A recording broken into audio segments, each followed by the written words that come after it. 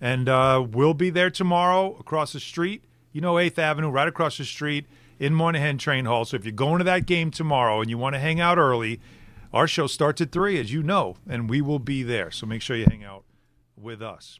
Did you guys stay up for the Knicks game?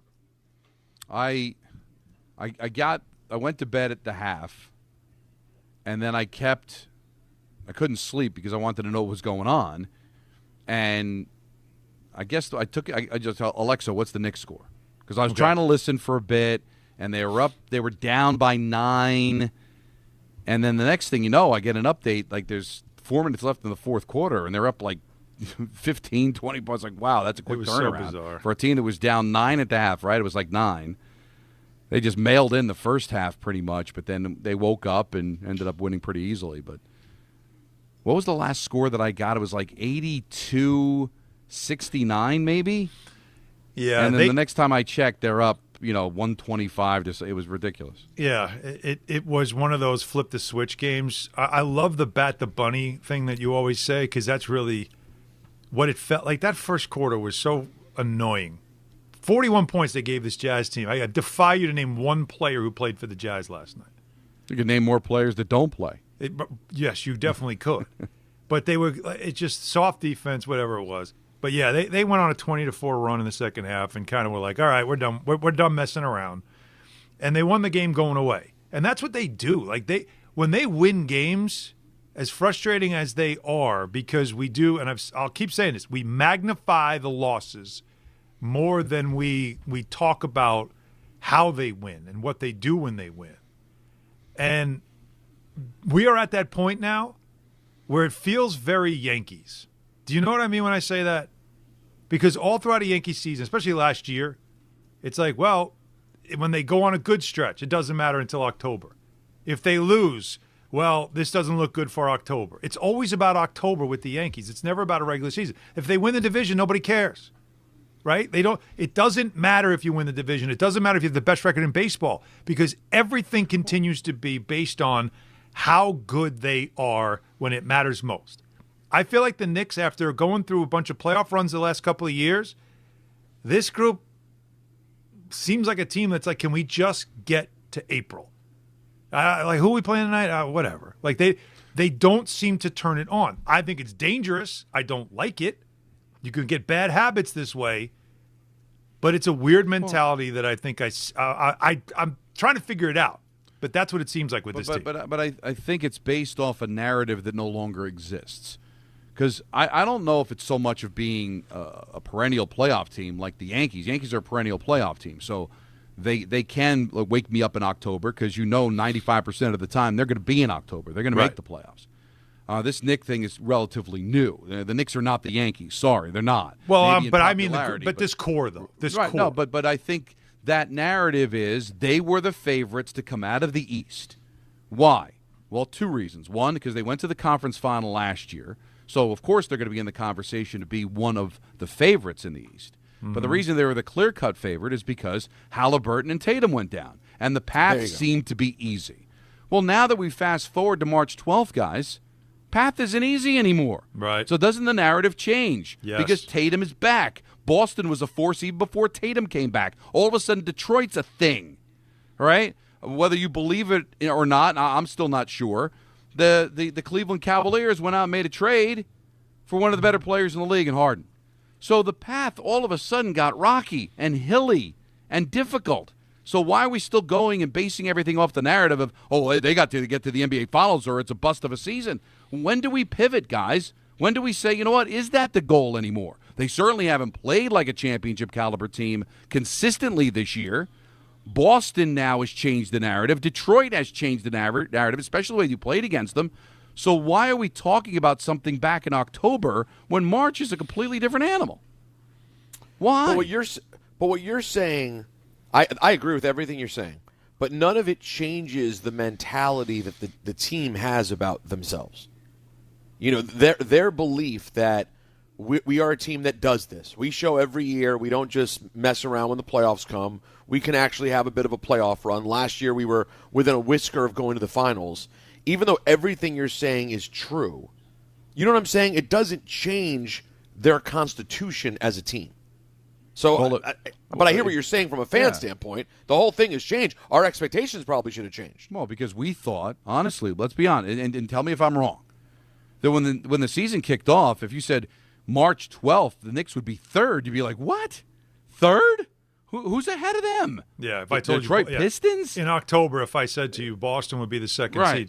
seed, you wouldn't believe it. You thought it was them in Cleveland. That Right. Everybody thought it. Cleveland, really struggled early on. They had to make some pretty significant moves, shook up their roster. They've been better, although, like I said, I still, if you watch them, they're a little bit better. They're not that much better. But here's why I don't like the idea of batting the bunny, flip the switch when you need to, and looking ahead to April, like just fast forward. Can we just get there? And I get why. They have been driven hard the last couple of years by the previous coach, Tom Thibodeau, who wanted to win every single night, play hard every night. And they feel like, I think, when we get to the playoffs, we were tired. It was harder to take it up a notch. And this is a veteran team that's thinking, we get to April, we'll turn it up. Right now, we want to get through the season. We want to be healthy, all that stuff. And I said that's dangerous because you get bad habits. But I also don't look at it as, we're fine with the 3 seed. Because I still would want home court advantage as much as I possibly can. And if Detroit's the 1 seed and you don't really trust them, and you can get the 2 seed, here's why. Case in point is Boston, as well as they've played this year, and the addition of Jason Tatum, there is still a situation that you could catch them for second. Here's what we got tonight. They played the Thunder tonight. That's a big game. Tatum's already declared out, and they're going to manage the Achilles. So this is the first game now that they're going to say, you're going to sit out this game, and we're going to let you rest as he's now working his way back from that injury. Derek White's questionable. So Boston's 43-22. If they lose this game tonight, which is of course possible because the Thunder they're the best team in the league. Under the best circumstances, is possible. Right? It's possible. A loss puts them just 2 in the loss column ahead of the Knicks. If the Knicks win Friday against the Pacers in Indianapolis, where the Pacers are playing tonight, so it's a back-to-back. If the Knicks get a win there, they have 43 wins. The Celtics would have 43 wins. So they're now equal on the win column, and they'd only be 2 back in the loss column, and they already have 2 wins against Boston head-to-head with 1 more game to play and an easy schedule. There is opportunity. So I don't know what you need for motivation, but if I'm a fan, I'm watching tonight to see if Boston loses, and then I don't want to hear about end of a road trip. Pacers always play us tough. No, I don't want to hear any of that. You take care of business. You have to win these games because you want to set yourself up that if you can all of a sudden get that 2 seed and you find yourself in a playoff battle, you want all the home games you can get, and you also want to see, is that top seed going to hold? Or if we get to a conference final, will they be there? Because let's not forget, the Cavs were the top seed last year. Who had home court advantage in the Eastern Conference Finals last season?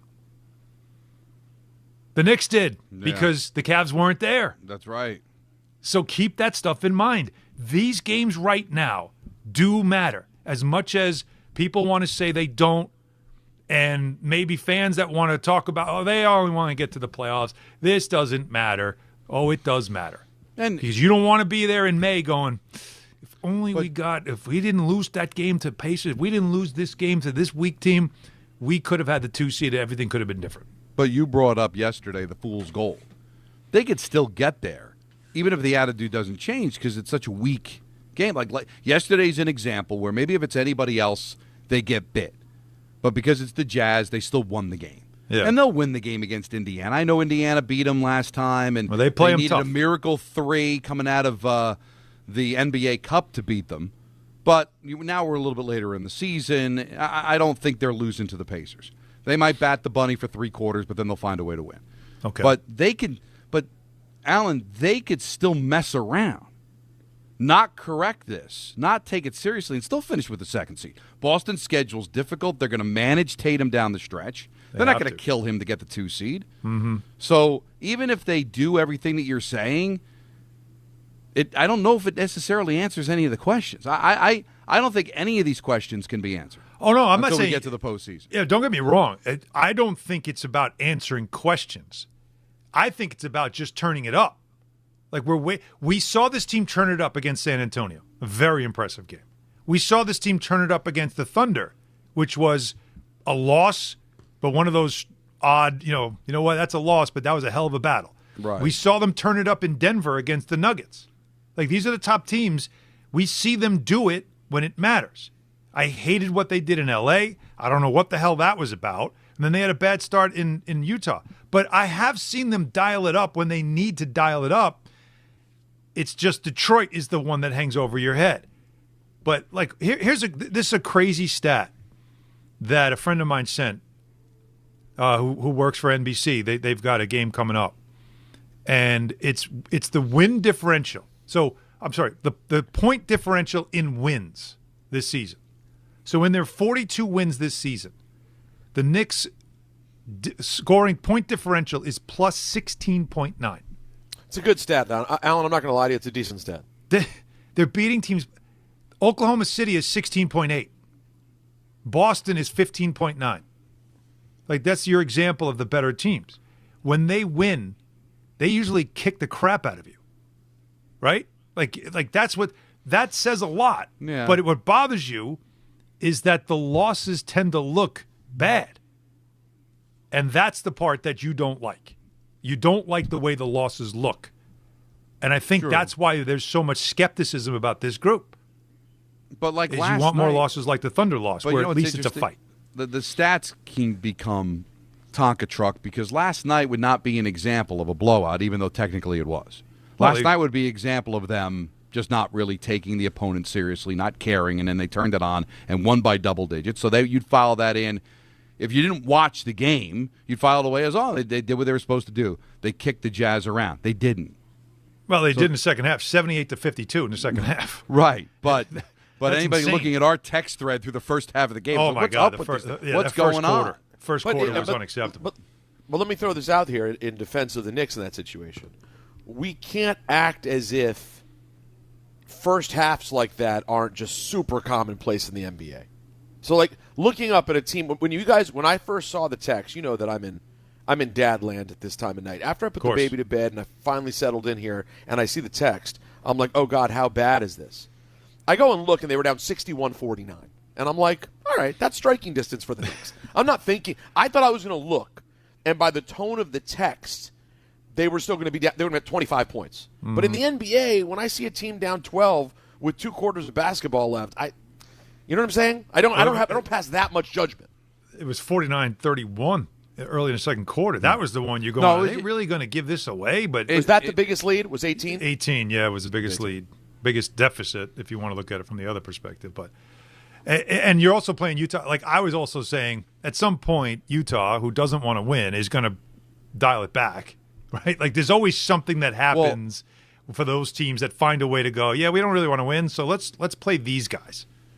And that's got to play into the Knicks' hands, right? Like, they're thinking, at the end of the day, they're going to give this to us. Now, I don't think there's any excuse. No player thinks that way. To not care. Well, I hope not, but you just want, like, this tanking thing is still relatively new, right? So you walk into a building and there's nobody there, and the fans don't, and the fans want them to lose, and you're like, all right, well, listen, no matter how bad it gets, we know at the end of the day we're still going to win this game. It's dangerous because all you need is Jalen Brunson to step the wrong way and leave the game, or the calls not go your way, and then you don't find a way to come back. Mm-hmm. You don't want to mess around with that, but at the same time, it's just still – I'm not used to following sports, playing sports, covering sports where both teams weren't interested in winning. This is still relatively new to me.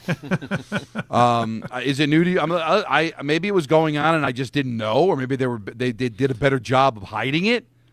But so it's weird. It's still odd to me when a team falls behind 18 points to a lousy team, and it doesn't enter my mind at all that maybe it's because the Knicks know that the Jazz will hand it to them in the second half because the last thing that Utah wants to do is win. There's too much of that attitude. The way you're putting it, though, is I've seen this. I've actually experienced this. When you play like open gym and you're playing open gym and like you're a filler. Like I was always a filler. So you get a couple of NBA guys, you get a couple of high-level college guys, and they want to get a good run, but they need 10. So they have like 7. So they need 3 dudes. I'm always one of the 3 dudes, right? That's who I used to be back in the day. It was a good run. I'll take it for the cardio, but I know, I'm nowhere near any of the better players out there. And if you're on a team that's stacked, you could be down, like if we're playing a 21, you could be down 15 to 8 or 17 to 9. And you're thinking in your brain, because I'm a regular person, I'm like, oh, man, we're going to lose this game. And then you just look, and the 2 dudes on your team that have like NBA contracts just turn it on. And now all of a sudden we won 21-19. How the hell did that happen? It's just these guys have a different – they just know. They can go a certain amount into a game, and then they're like, all right, enough's enough. All right, no more BS. Yeah, and I guess basketball is the one. Basketball is the one sport where you could do that. Like Brunson went crazy in the second half. Like he was done. All right, we're done. Like in baseball, if you're going up against an inferior team, but for whatever reason that pitcher or that bullpen's got it going on that night, you don't come back from the 5-0 down. You spot them in the first couple of innings. Hockey, same thing. Worst team in the NHL, they're up 5-0. Even if the great team, like the Edmonton Oilers or Wayne Gretzky, decide to turn it on, the goaltender could still say, "Oh, well, not tonight." Right. And you don't come back. Right. But in basketball, there's only so much, especially now with threes, right?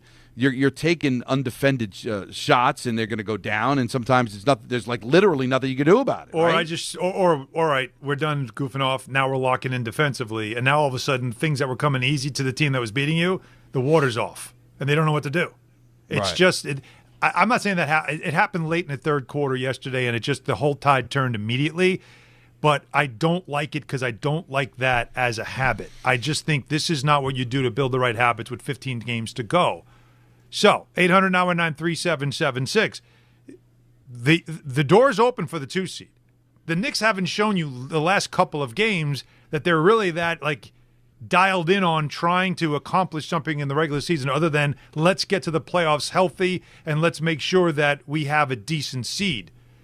But how big is it in your mind, tonight's game, to watch Boston, and if they lose, to say to yourself, Friday night, yes, it's the Pacers. Yes, it's the end of a road trip. I want that one. I want to apply pressure to Boston. I want them to get that 2 seed. I think that's important.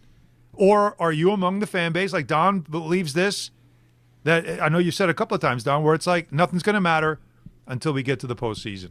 Nothing can be judged until the postseason, so none of this stuff really matters. 800-919-3776.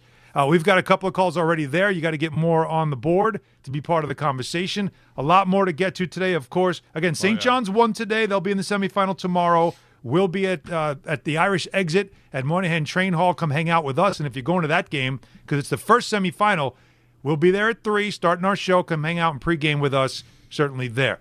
Shots fired from the morning show, fellas. Yeah, I heard it live. At Don.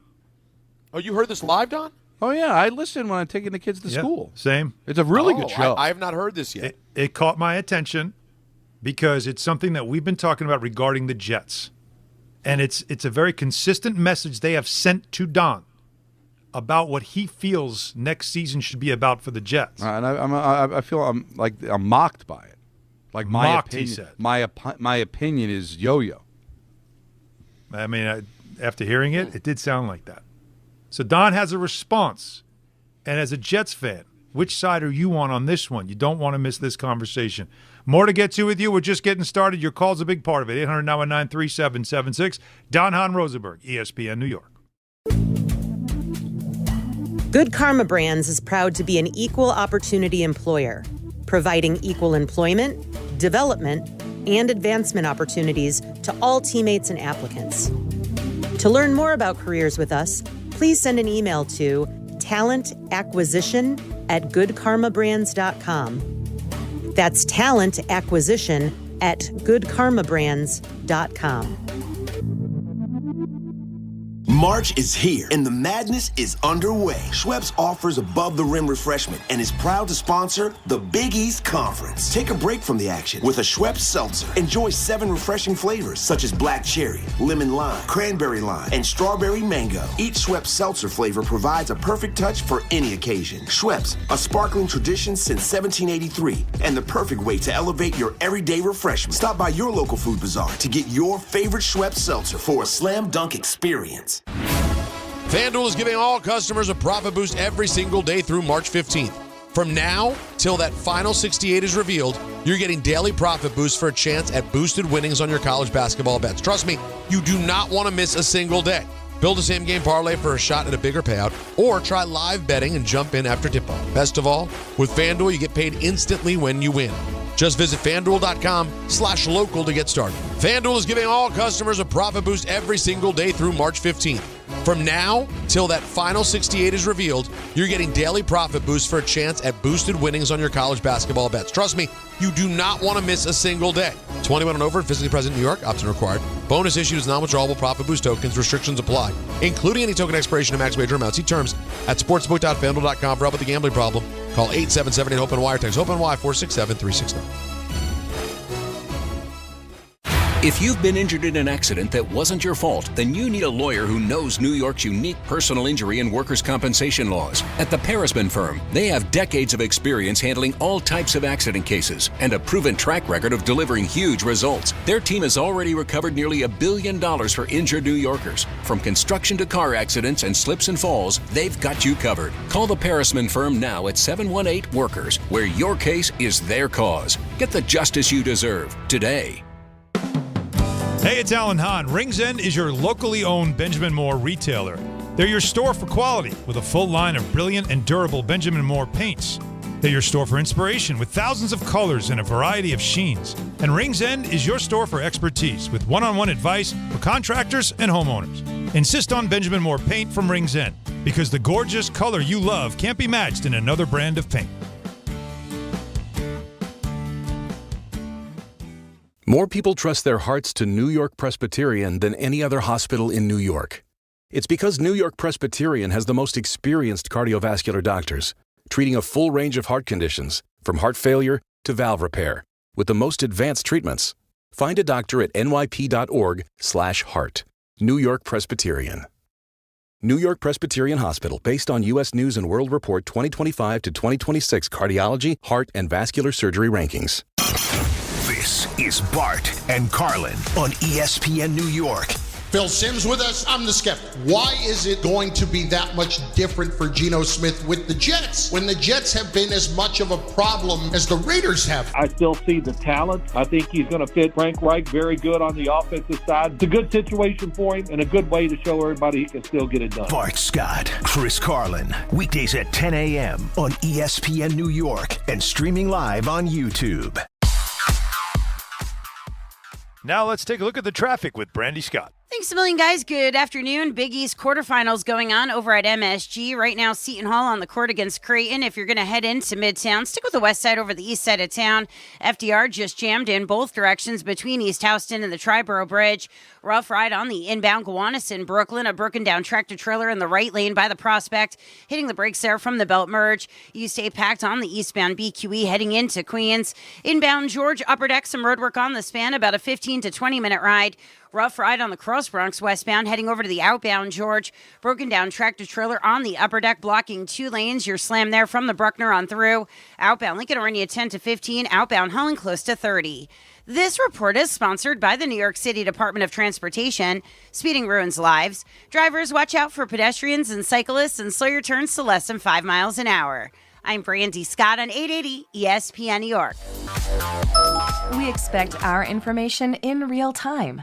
US Med carries continuous glucose monitors, which provide real-time readings of blood glucose levels. US Med is an approved provider for Medicare and over 500 private insurers. So call 888-665-0696 today for a free insurance and Medicare benefits check as easy as...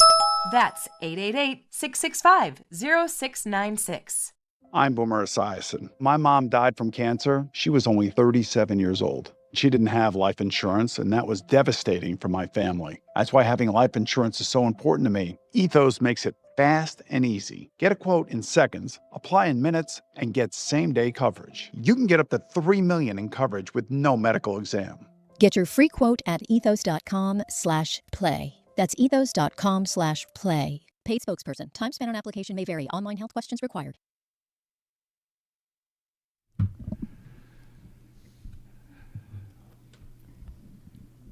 So we got another list today because Peter's going to now have his list that will respond to Don's list from yesterday.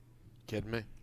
And Don, as I said, I made a playlist of your list plus some others that we thought we could add to it.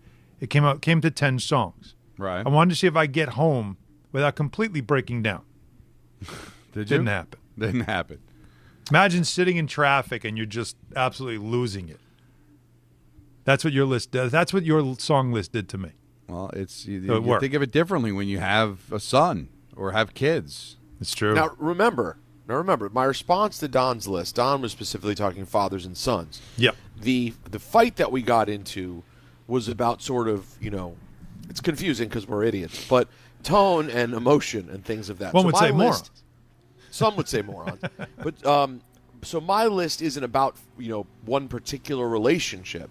Right. It's just about, I'm having fun now and using it as an opportunity to show Don, who knows a lot about music but hasn't gone super deep on hip-hop, some hip-hop that may emote in ways that he's never heard before. Okay, that's the view. That's the list. All right, and we'll see if everybody agrees. That's coming up an hour from now.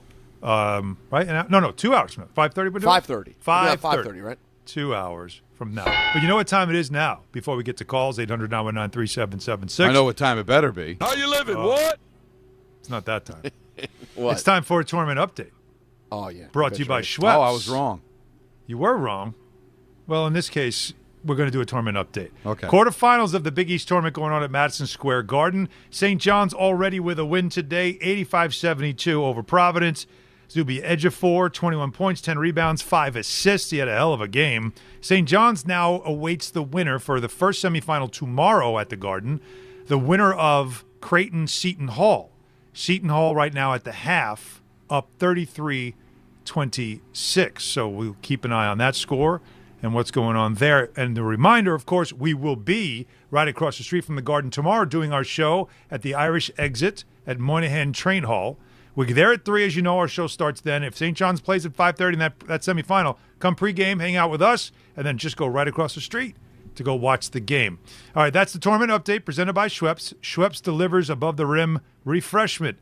Feel the madness and refresh your game with a Schweppes Seltzer or Schweppes Ginger Ale. 800-919-3776. What did you think was coming, Don? Oh, I thought it was going to be T squared. Little Tully time. We could do that soon. But right now, Dove in Boston wants to start us off on the calls. Dove. Hey, Dove. Big Dove. Take it away. Gentlemen, a very happy Thursday to you. Absolutely. Thank you. You too. Right back at you. Oh, thank you very much. I wanted to give you a call. I'm looking at this Knicks team, and this conversation has brought me back to a conversation that, to be frank with you, I've been avoiding having with myself and with you guys because I haven't wanted to have it.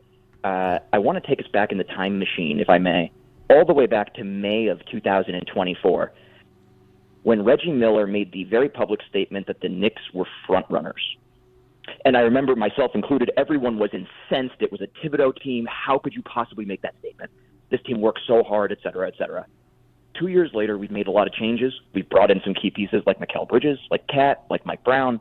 And I'm watching a team that, to your point, when they blow out teams, they blow them out. When things are going fine, they're going really fine. But when they get down early, last night obviously notwithstanding, when they get down early, man, especially against good teams, they just stay down there in that hole a lot of times, and they finish that game, and you say, what was that? So I ask you guys, 2 years after that team, has this team become a front runner? Is front runner the right word, guys? I'm going to say one thing. I'll say one thing, guys. Dove's a great caller. I just want to be clear about it. Oh, no, very thoughtful and actually provocative. Thoughtful question. Thank you very much. Excellent phone line. The audio and quality. a great phone line. A solid phone line. That's 80% of it, really. It really is. I do that for you guys. That's my gift to you. Yeah. But the point he's making is front runner the right way to describe this team. When it goes well, it goes real well. But when it doesn't, they tend to just kind of like, I don't know about mail it in, but they just kind of can't. They can't. All of a sudden, Cat starts fouling. Yeah. You know? Now the one pushback, the only pushback I'll have on this is Cleveland on Christmas Day, Rockets a couple of weeks ago. They were trailing double digits, didn't look good for 3 quarters, and then just all of a sudden throttled down. I think they can detonate at any moment. There are just some games they can't. Well, when they lose. Listen, it's a semantics of what defines a front runner. Yeah. I don't look at them as a front runner in the fact that they, like a front runner could be only beat the bad teams, never beat the good teams. You could also say a front runner. There's an inconsistency there. They can beat anybody any given day, but they can lose to anybody any given day. Like, they could get bounced in the first 2 rounds of the playoffs, or they can go all the way to the NBA Finals and win. So you could look at that as defining a front runner. That maybe you're not as good as you think you are. That's what when I look at front runner, to me, that's somebody that's running in the front, running high in the race, but ultimately maybe doesn't deserve to be there. That's what I define a front runner. So are the Knicks a front runner? We're talking about them being a team that can win a championship or certainly at least go to the NBA Finals. But if they're really not that, then they'd be a front runner. So if you define it that way, which is the way I define it, are they a front runner? I say yes. All right, so you think they're a front-running team. Because I don't believe they're a championship caliber team. So if you do, I guess it's like overrated, but being a team that can end up as a 2 seed, being a team that went to the conference final last year, suggests that they are a championship caliber team. But they might be playing in some rarefied air. So if we're going to look at the league in the just this season, right? Mm-hmm. Championship caliber teams. Oklahoma City defending champs. They're obviously that. Obviously. San Antonio with a group of core players that have 0 playoff experience. They could be a front runner. But yet they are kicking the crap out of everybody. But they could be a front runner. They're in contention for that because they haven't done anything. Pistons the same thing. Yeah, and Detroit. I was going to give you Detroit. Yeah. Boston with a not different a front runner group, but yet they have championship DNA because of a couple of years ago, and they've got Cavs' definition of a front runner. Oh my God, that's all they've ever been. It's a picture of their logo in the dictionary. So the Knicks against teams with a winning record this season are 24-19. They're 18-6 against teams below 500. So clearly they've that's why the schedule is going to be easy the rest of the way. They've played way more teams with winning records this season than they haven't, but they are 5 over 500 against them. But the key it's is not a great record, but you'd it's also want at to least look, a winning record. You'd also want to look inside there and see what happened in those games. And obviously, Alan, you'd remember some of this, but like how often in the games against good teams did they find themselves down and came back versus, and then what happened in the losses against those good teams? Were they down the entire game? Or it's just so many of them, it's hard to recall. It's half the season. Or also the circumstances in which they played the good team. Like now, maybe it's wrong because but they seem to own Denver in recent vintage, but they caught Denver at the right time, second of back-to-backs, right? I believe they caught the Spurs in the second of back-to-backs, definitely, right? That was no. But that was the end of the road trip, right? That wasn't the end of the road trip either. That was a afternoon game. Afternoon game. That was a 1 o'clock game at the Garden. They were in town. They had just smoked the Nets, and they had Friday night and Saturday night off in New York. Okay, but it wasn't the end of the road trip, but it was deep in the rodeo road trip. Yeah, that was the road. Yeah, it was deep in and it's the only loss they've had, by the way, in their last 18 games. It's the only loss they've had. I predicted victory for that one because that's just kind of what the Knicks do. Yeah, like they surprise you. Mm-hmm. So they're capable of doing it, but capable of doing it and doing it on a consistent basis are two completely different things, right? So hey, they could beat anybody, but now That's you got a to great beat call. them 4 out of 7 times when you get to the playoffs. Like, that's a different story. Like, they get So does that pumped make up, they you get excited. So that's what I mean. Does that make you a front runner if you are capable of doing it, but you don't do it consistently enough? Is that front running, or is that more of like, I don't want to say fugazi, but it's almost like you're, I don't know what I trust. I think they're hard to trust. Yeah, now the question is, are they hard to trust because they don't bring it every night, or are they hard to trust because they can't bring it every night? That's what we have to discover, and I don't know if we're going to get that answer in the final 15 games or not. We won't know to the playoffs. But unfortunately, like, and sometimes it gets defined, like, you look at, I thought the Panthers in the NHL were playing with their food. Guess what? They're not going to make the playoffs. So they weren't.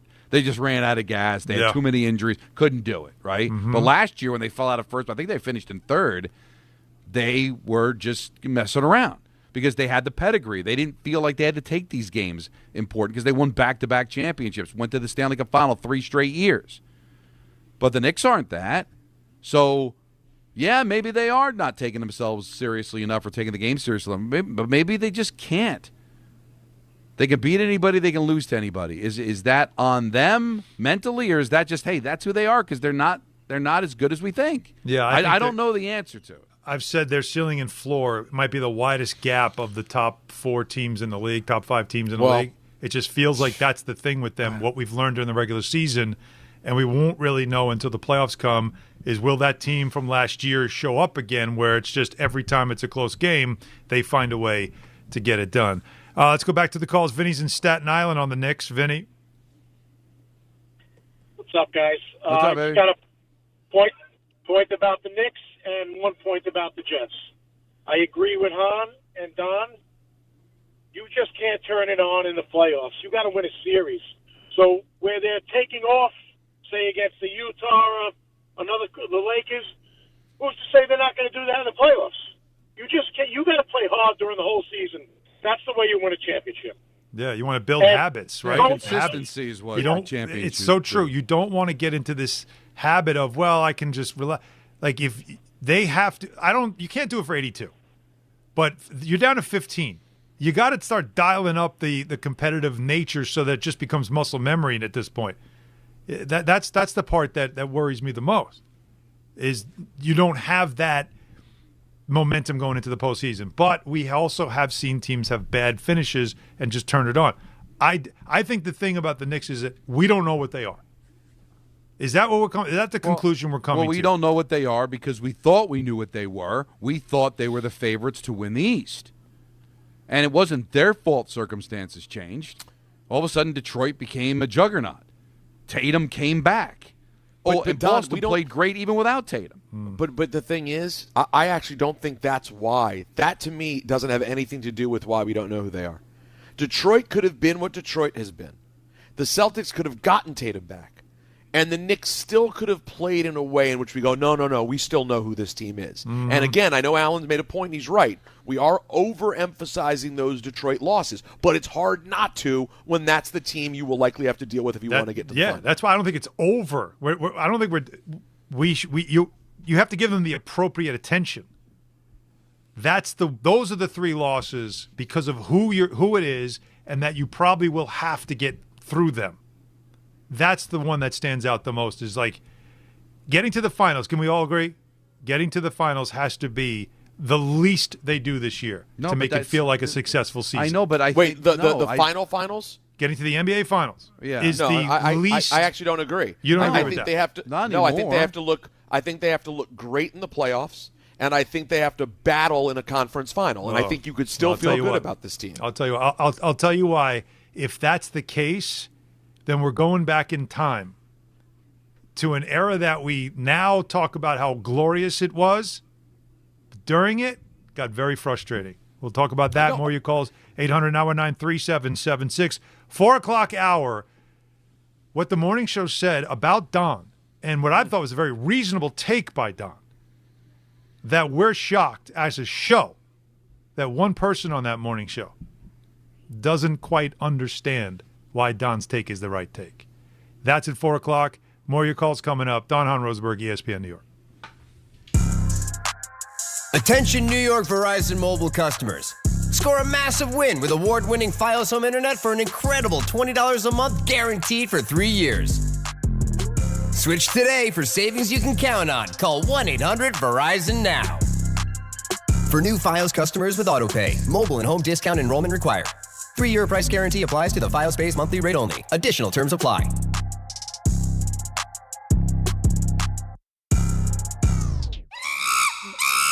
Monkey Sports, built by players for players, is your one-stop shop for hockey, baseball, lacrosse, and more. Find top-name equipment and expert in-store services like sharpening, break-ins, and relacing. Shop in-store at Monkey Sports in Farmingdale or Woodbridge, or online for all the top brands. Whatever your sports, Monkey Sports gets you game ready fast. Monkey Sports, where athletes shop. At City Harvest, we believe no New Yorker has to go hungry. With your help, we're on the road 365 days a year, rescuing over 77 million pounds of nutritious food and delivering it free to millions of New Yorkers, transforming surplus food into sustenance, sustainability, and smiles, rallying thousands of New Yorkers to power a network of nourishment across our city. One day, one meal, and one New Yorker at a time. That's how we feed good. Donate at cityharvest.org. What if your instincts could pay off? With Robinhood Prediction Markets, you could put your knowledge to work on the events that matter to you. Prediction Markets isn't just sports. It's the Fed rate decision, your favorite award show, and so much more beyond the playing field. Trade events with Robinhood. Visit Robinhood.com/predict.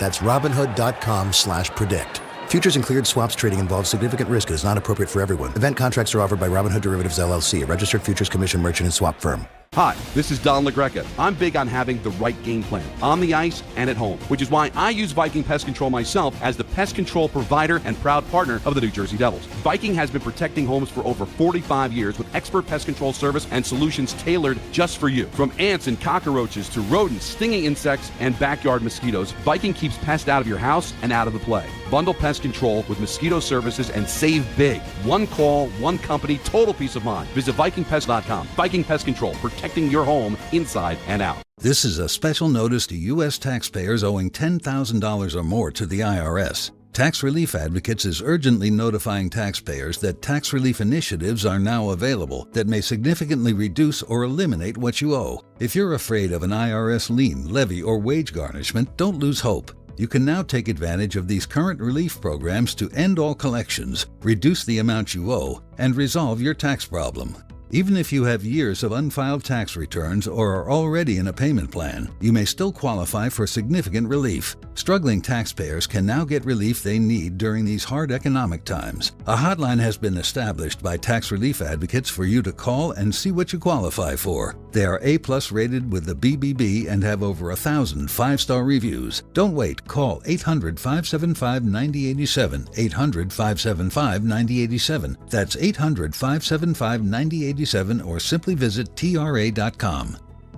I'm Boomer Esiason. My mom died from cancer. She was only 37 years old. She didn't have life insurance, and that was devastating for my family. That's why having life insurance is so important to me. Ethos makes it fast and easy. Get a quote in seconds, apply in minutes, and get same-day coverage. You can get up to $3 million in coverage with no medical exam.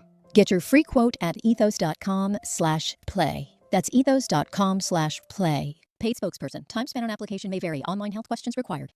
On eBay, every find has a story. Like if you're looking for a vintage band tee, not just any tee, the band tee. You wore it everywhere until your best friend stole it. Now you're on eBay, and there it is. Same tee from the same tour. The things you love have a way of finding their way back to you, especially on eBay. Where else can you find that mint trading card you searched everywhere for, or your first car, the one you wish you never sold? It has to be eBay. Shop eBay for millions of finds, each with a story. eBay, things people love. ESPN New York is teaming up with Calandra's Bakery to give you the chance to win a pair of tickets to see New York take on Charlotte Sunday, April 12th at Madison Square Garden. Entering is easy. Stop by Calandra's Bakery on Bloomfield Avenue in Caldwell, New Jersey anytime between March 4th and April 7th to enter in person. Full details and contest rules are on the ESPN New York app. Don't miss your shot to be there live. Brought to you by Calandra's Bakery in Caldwell, home of fresh-baked classic Italian pastries and traditions Brunson's Baked Daily.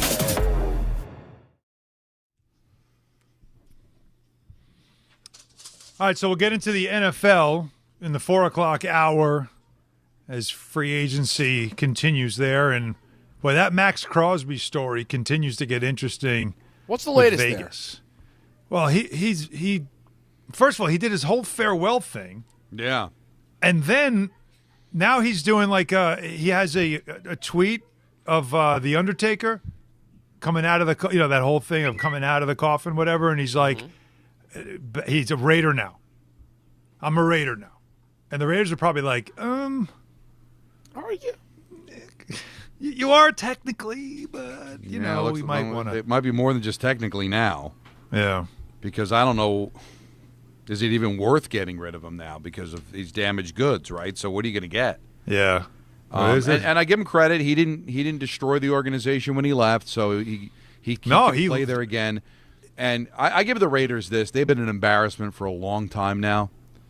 But they still, even though they're playing in Vegas, used to play in Oakland, used to play in Los Angeles, they have maintained that reputation.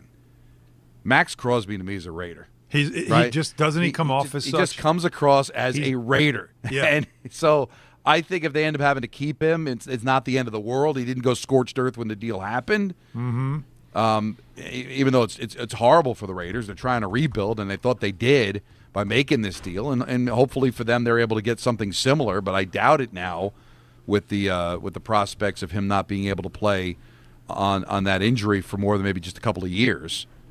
But he's a Raider, man. He said on Twitter, everything happens for a reason. Believe nothing you hear and half of what you see. I'm a Raider. I'm back. Run that blank-ish, So, again, we'll get into some stuff in the 4 o'clock hour, including what Pete Carroll said about Geno Smith to Rich Cimini that will interest some of Jets fans as well. But right now, still talking Knicks, and we've got Dave in the car. Wants to continue that conversation. Dave, you're up next. Hey, thanks for having me on. I hate to say it, but, because of the way the Knicks are run, where it's kind of like passing, moving the ball around, they're not really setting people up to get them in the flow. They kind of have to work it out themselves. I do see them as a front-running team that would be hard-pressed if they fell behind in a playoff game, not just in a game, but in a series. It just that they don't strike me as that team. And I just use Bridges as an example. Right now, this part of the season, I would be specifically running plays, designing things to get this guy to score between 15, 20, 25 points. If I can't get that out of him, how can I really take the Knicks seriously in the playoffs if they fall behind? That's the question, and especially the Bridges part of it, right? We saw in the playoffs last year how important he is. It's actually when he played well was in the playoffs. But he's a guy that disappears too easy, and he's too important of a player to disappear that easy. So that's a guy also, the whole trust factor. Like, let's just go through it quickly. Starting five, Jalen Brunson, you trust him? Oh, yeah. Okay. For sure. Karl Anthony Towns, do you trust him? That's a tough one. I mean, he's going to put up his stats. So if you need 20 points, it depends on what you're expecting. What do you trust him to do?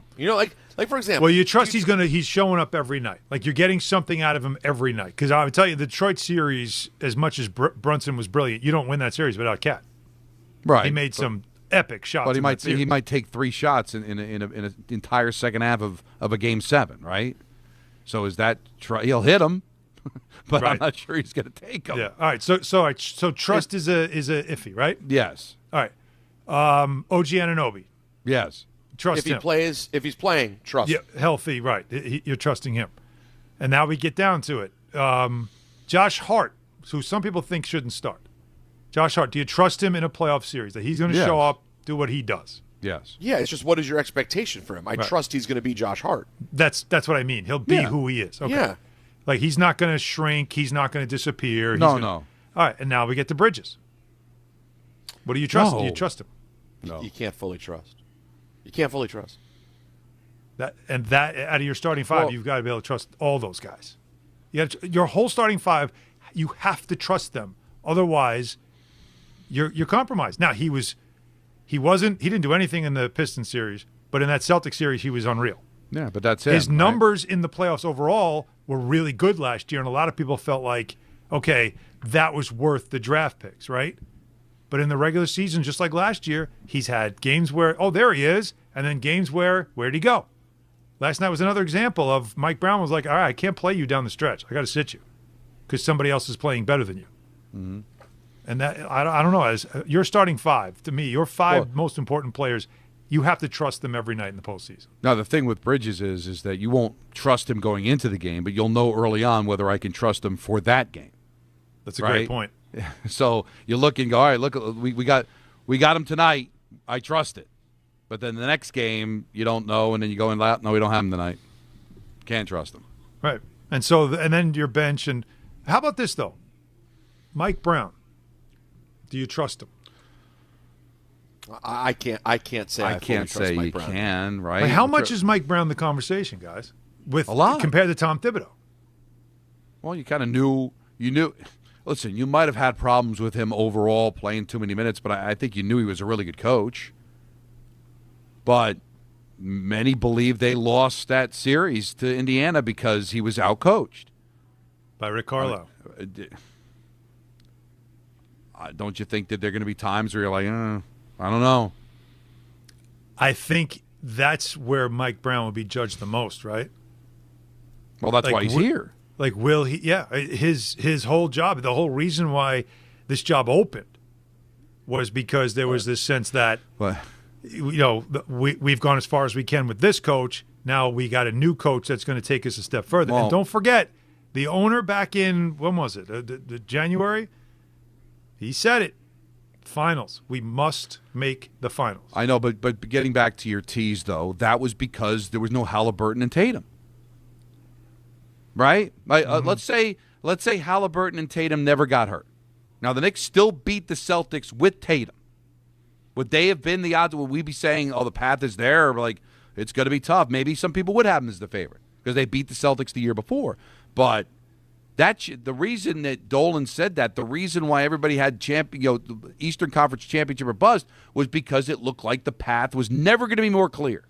That path is very cluttered now. But you also have to believe that all the moves that were made at this point, aside from blowing the whole thing up to get Giannis, which is a reset. Right. Right? I mean, that's the only next thing you can do at this point. Otherwise, this group, this is it. Right? Like this. Get the Kenny Loggins ready. And that's why I'm telling you. And I'll tell you why the idea of just getting the conference finals is in the 90s, while we look back now and go, man, every year in the playoffs, 15 years, and always winning a playoff series and all that stuff. The problem was never breaking through. And so in the moment, it got so frustrating because it just felt like, God, just can't get past. And then when there's no Jordan can't win that game, there was so much frustration when it came to that. It started to then develop you got to move on from Ewing. You got to move on. You got to change. But I don't think we're there yet. But we're 5 years now. This will be 5 years. Brunson's been here for 4. But when do you now? Like that's the problem. This is year 4 with Brunson. With Brunson, right? And so when you aren't breaking through, it starts to now creep in. Of will they ever? Well, if you lose to the Pistons, you could be mad that how did the Pistons jump ahead of us? Yeah. But if you lose a tough 7-game series to Tatum and the Celtics. Are you really beating yourself up that much? Now, if you lost to him without Tatum, I'd understand that you'd be really frustrated. You don't feel like you're closing the gap there? You got to feel like you're closing the gap. You beat them last year, they come back and beat you. I mean, that's kind of the way it goes. That's the problem, is that how do you get better? Well, that's how can you get better? This is your team. This is your team, and your team's not good enough. And that's what you said there, Don. Yeah. That, of course, is going to remain the concern, and we won't know until, of course, the spring, as we said at the beginning. All right, coming up, though, what Pete Carroll said about Geno Smith that should catch your attention if you're a Jets fan, and what Don said that has the morning show giggling. Next, Hahn Rosenberg, ESPN New York. FanDuel is giving all customers a profit boost every single day through March 15th. From now till that final 68 is revealed, you're getting daily profit boosts for a chance at boosted winnings on your college basketball bets. Trust me, this is one of the best months on the sports calendar, and you don't want to miss a single day. Build a same-game parlay for a shot at a bigger payout, or try live betting and jump in after tip-off. Best of all, with FanDuel, you get paid instantly when you win. Just visit FanDuel.com/local to get started. From now till that final 68 is revealed, you're getting daily profit boosts for a chance at boosted winnings on your college basketball bets. Must be 21 and older and physically present in New York. Often required. Bonus issued as non-withdrawable profit boost tokens. Restrictions do apply, including any token expiration and max wager amount. See terms at sportsbook.fanduel.com.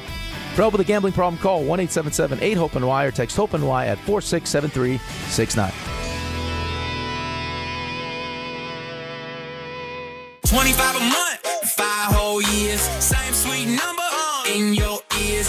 Check it in a year, check it in 5. This ain't optimum 5, but price is still alive. 25 a month, 5 whole years. Same sweet number in your ears. Get Optimum famously fast fiber internet. Optimum.com/25 for 5. Or call 8884-OPTIMUM. Terms apply. See Optimum.com for details. At Uline, they know firsthand the road to success is an uphill climb. Uline started in the family basement, and through hard work is now North America's most trusted shipping and industrial supplier.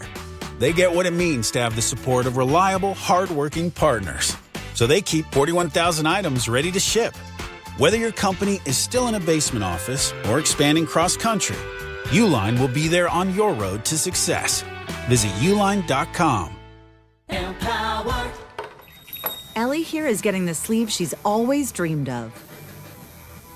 She worked with Empower and planned for her next move, so she got good at money. Now she can be a little bad. Oh, by the way, you spelled journey wrong. No worries. She can afford the cover-up, too. Ooh, check out my tat. It says, invest well, live a little. Start today at empower.com. It's Rich Eisen for Pella Windows and Doors. Sometimes teams take a timeout to regroup and call the right play. When it comes to your home, Pella Windows and Doors always has the winning game plan. They do it every day, and that's why your neighbors trust them. Visit Pella.com/Eisen today. Right now, Pella Windows and Doors of New Jersey is offering 25% off windows and doors or 0% APR for 72 months. Some restrictions may apply. See store for details. Offer ends March 31st, 2026. ESPN New York. Now streaming live on YouTube. Subscribe today and watch the show. WHSQ and WCBS FM HD2. New York. 401 in the big city with Don LaGreca and Peter Rosenberg. I'm Alan Hahn. Don LaGreca, the bobblehead right now, as you can watch on YouTube if you are watching on YouTube. Don looking Natalie dressed in a beautiful tie and suit combo, which we haven't seen in a while because Don has not been allowed to call Devil games. No, not But allowed. you're back now, which is tonight. This is great. Yeah, Devils Flames. Bet the under. Bet the under. And you said this because? Because one's 30th in goals scored, the other one's 32. So there's the math there. But no, it's good, man, because after I do this game and then the Kings game on Saturday, that'll be 5 games in 5 weeks. It's like an NFL team I'm covering. But we'll get back to it. 5, yeah. You're resting your voice. You're getting ready for the big, you're going down the stretch now. Big games, big goal calls. But, yes, that game's at 7:08 puck drop at The Rock, and you can see and hear Don on MSG. Did you guys happen to catch, which this is what I love about Rich Cimini. Yeah. Like he's got a Rolodex, and yes, Rolodex, kids. That's what your contacts in your phone used to be called back in the day before we had phones. But he's got numbers upon numbers upon numbers. So when Geno Smith was officially traded to the Jets, he had Pete Carroll's number.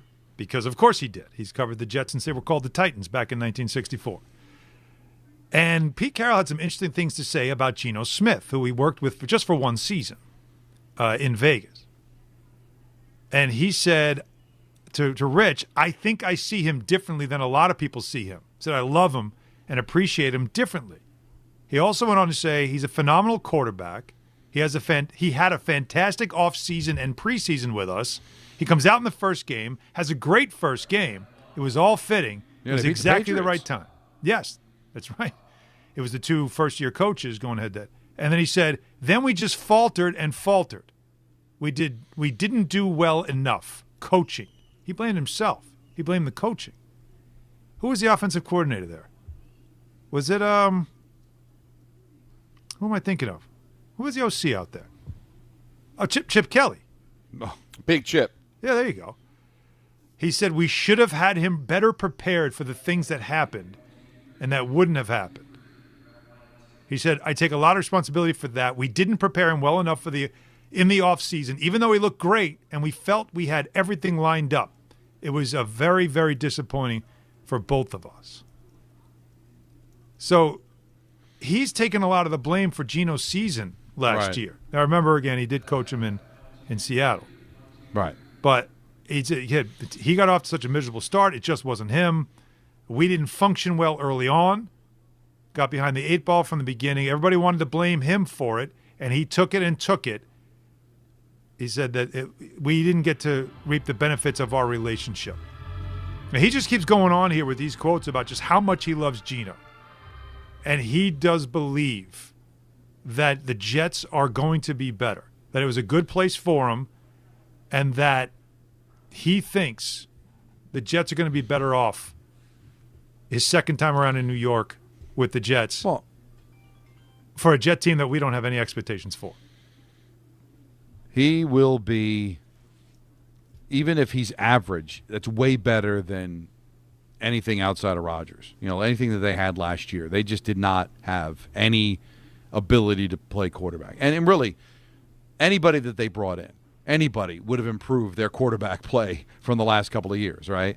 You know, certainly the first half of Rodgers' second year and all of last year when it was like brutal. They just couldn't move the football. Their defense in the beginning of the season was playing lights out, and they just couldn't score. That Panther game is the one that stands out. It's like two teams just couldn't move the ball at all, couldn't get any points at all.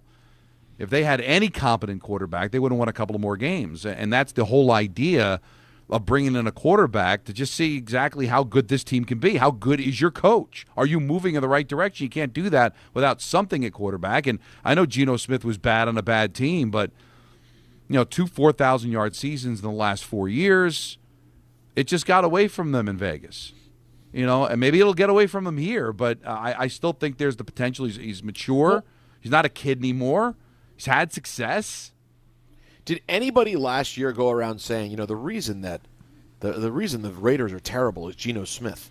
No, but he had a great 300-yard game in week 1, and then just pick after he was just throwing interceptions like crazy. But there was a lot of like he really fell off. The team's bad. You know, Pete Carroll lost his job. Like Chip Kelly got fired. Like there was a lot. But the general narrative was this is a bad football team. Well, it's a bad football team that just the bigger narrative. It went so sideways.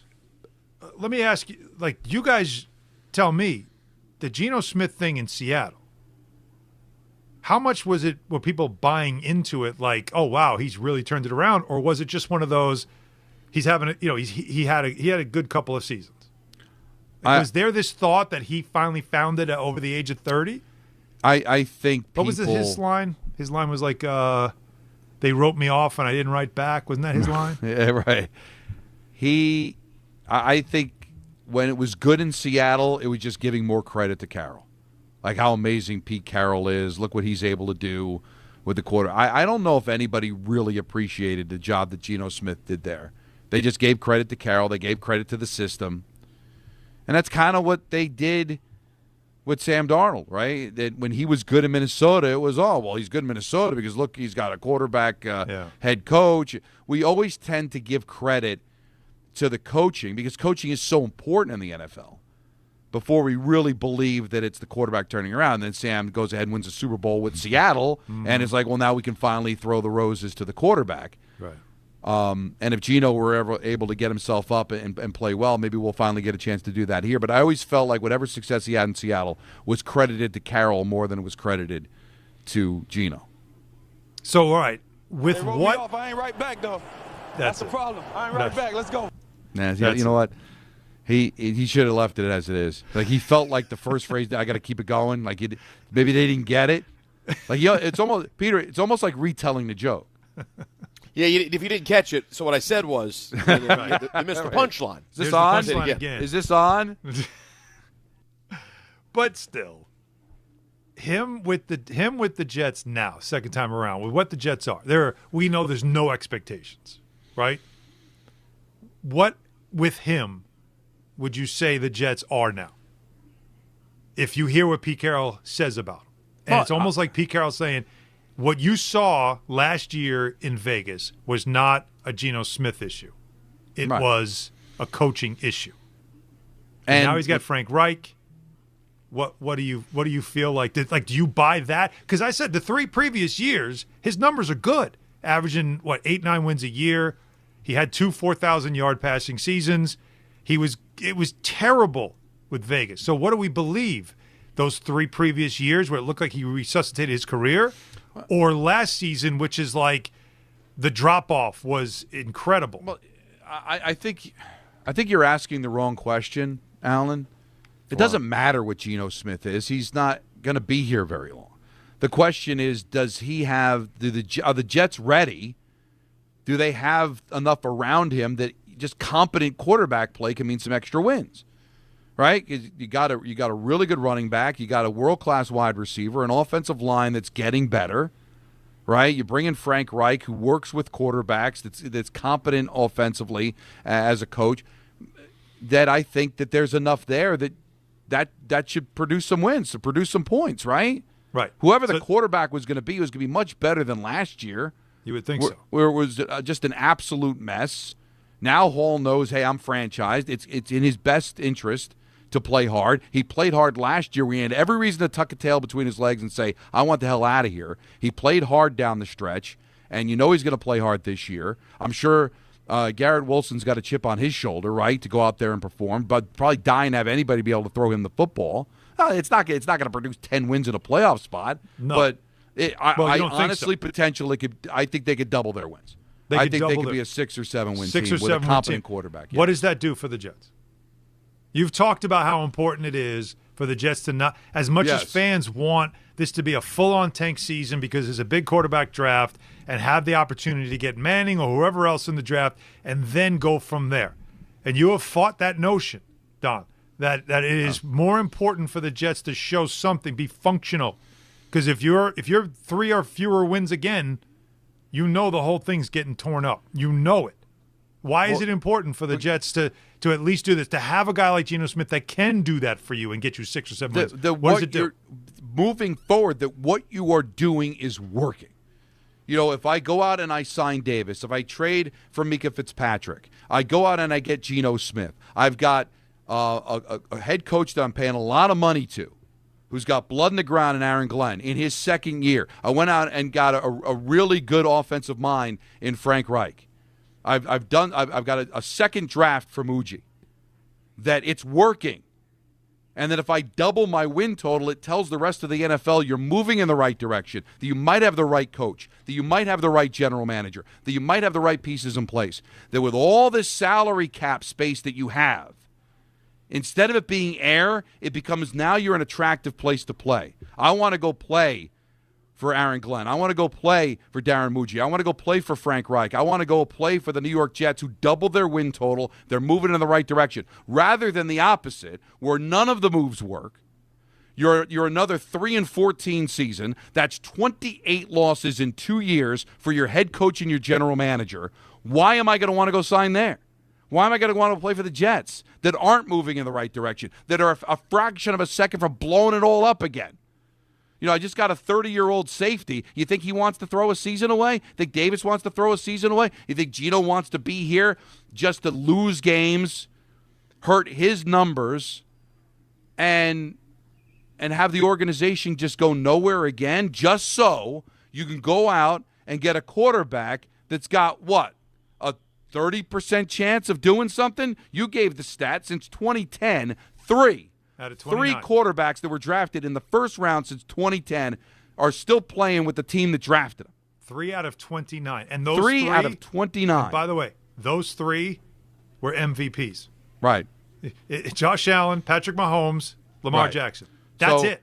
So you're willing to sully your reputation of your general manager, of your head coach, further just wreak the reputation now of being 16 straight years of missing the playoffs, 15 of 16 having a losing season. And, oh, yeah, that's going to be a trap. With $100 million of cap space, think that anybody's going to want to come play for you. And then have to go through another coach. And now have your general manager worried about his job because he just had 2 straight miserable losing seasons, and probably an owner that's got his finger on the trigger of blowing up another general manager. So when I hear what good is doubling your win total, it's just moving you in the right direction. Peter, yes. Listen, you're going. I don't know if you're going to play the sound or whatever. I'm going to play it, but I wanted to get because. But that's my opinion. You got to start winning some football games. That's it, and you have continued to say that's more valuable, even if it plays you out of the quarterback draft. It's more valuable, Peter. Well, is it more valuable? You root for a team that fell into a quarterback that was bad and got the quarterback in the draft with the number 2 pick. Got yourself all the way to the conference championship game. That you feel like we've got our guy now, but still don't know. But still don't know. But again, no one knows. But you literally, we have to get to the point. It's literally 3 years before anyone knows. So that part you just have to accept. I mean, with Josh Allen or Mahomes, anyone, you're talking 2 or 3 years before you really have an idea, right? Maybe 4. Well, but I'll say this. What surprises me about the opinion of the yokels in the morning is, respectfully, is the idea that they can literally comfortably throw away seasons. Understanding that you do want to build something, we're coming off of a season that was thrown away. We're coming off of 2 years before that, guys, that were completely broken. 2 years prior, completely ruined, just right? The Rodgers year 1 completely broken. Yeah, that wasn't intentional. They were trying to go for it that year. Trying to go his for Achilles it. Popped. But as a fan, when his Achilles pop, you lost a year. Gone. Yes, You're like, and I know I say this, and I know it's dramatic. And I'm sure we could get calls from people who could tell us their specific stories. There are loved ones and family members of people who 3 years ago were here who are not here anymore. They did not get to see their team do anything fun or special. Holidays come, holidays go, Monday Night Football games you get excited for. All of these moments that the morning show is willing to just go, doesn't matter. Get rid of it. We have to build towards the future. To Don's point, and my thought on it is, your team is about winning. It's also about your fan base enjoying themselves somewhat. You have to put a presentable product on the field, Don. You can't just say to your fan base every year, sorry, these 17 don't matter. You have to do something for them. But you also got to make sure that means winning some games. Well, let's. So Rick had a question for Don on the show this morning, and he asked Don this. For those people that want to win games, to what end, though? Even if you double your win total, it's still 6 wins. What are you doing? It's 6 opportunities out of 17 games to feel good? Ask Don. He thinks that it matters for culture building, and it matters for what kind of team you're going to be, and winning matters. I'm really surprised that a former professional athlete would have that opinion. That Rick DiPietro worked his tail off to make it to the NHL would have an opinion that how does winning matter? How does going from 3 wins to 6 wins matter? He can't see that as a guy that practiced and worked to get to the NHL.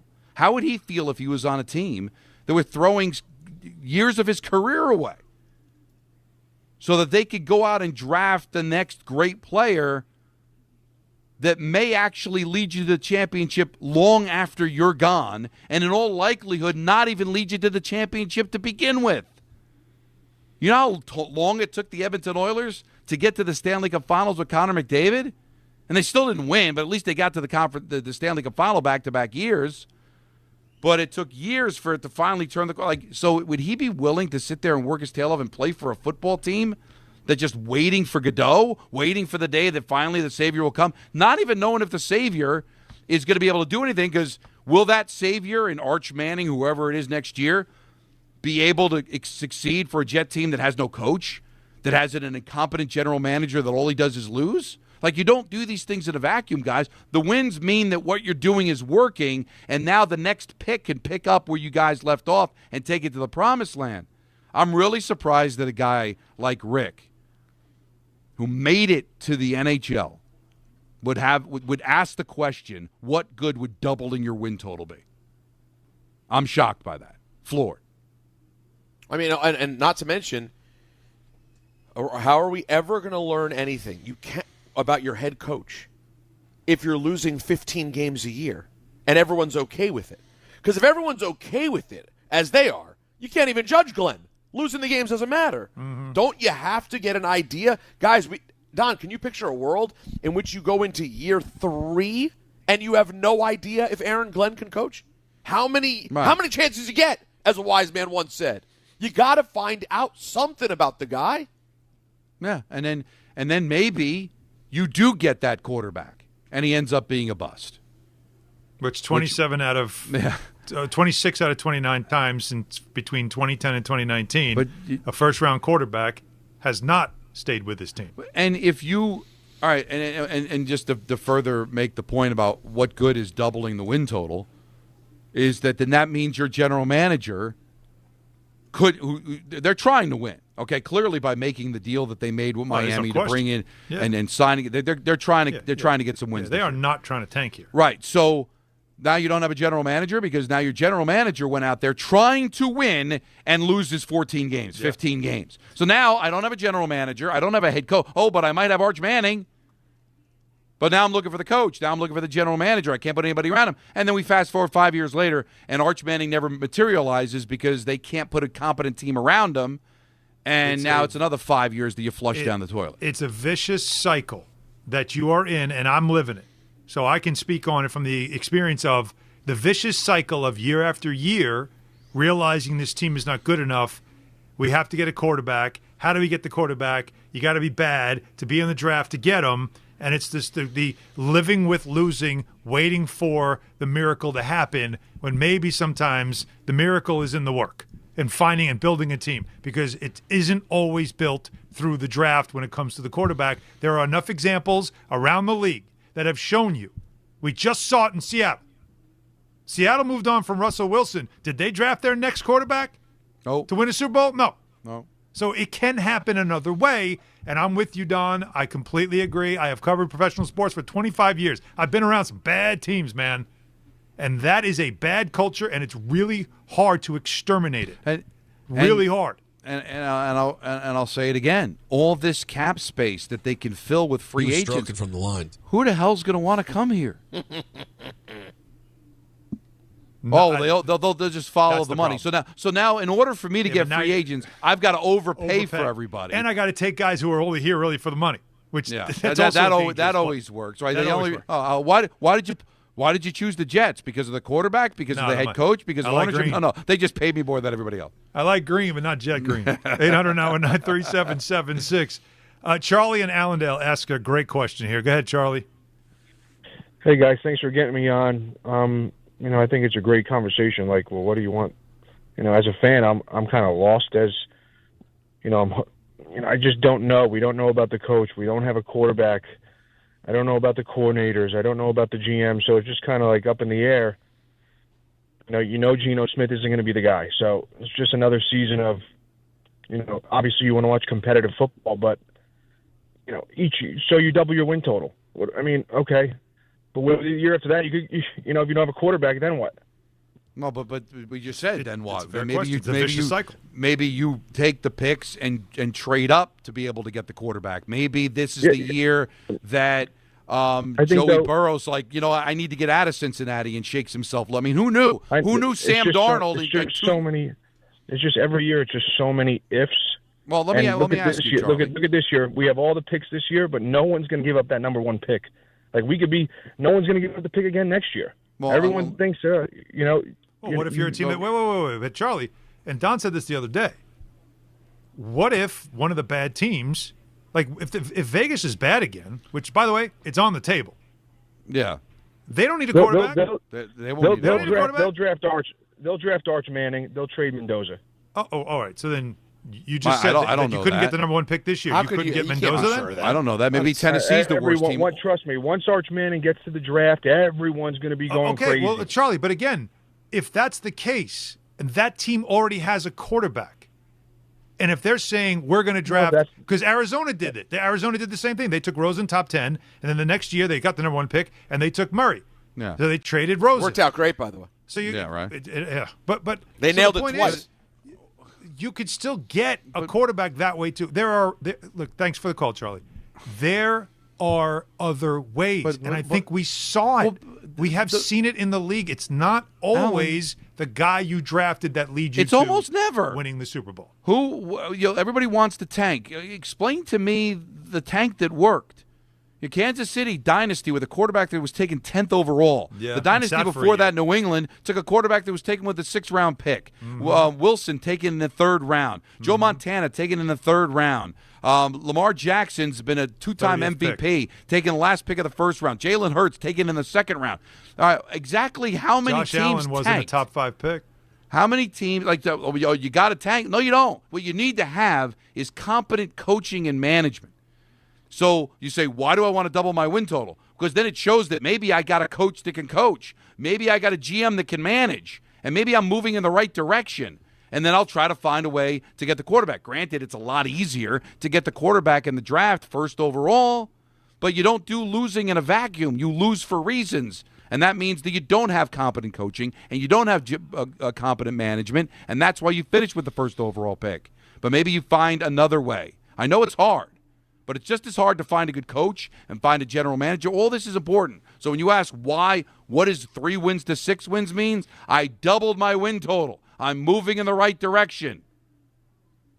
Why would you want to do the minority view? No, because who tanks to get the quarterback? Who?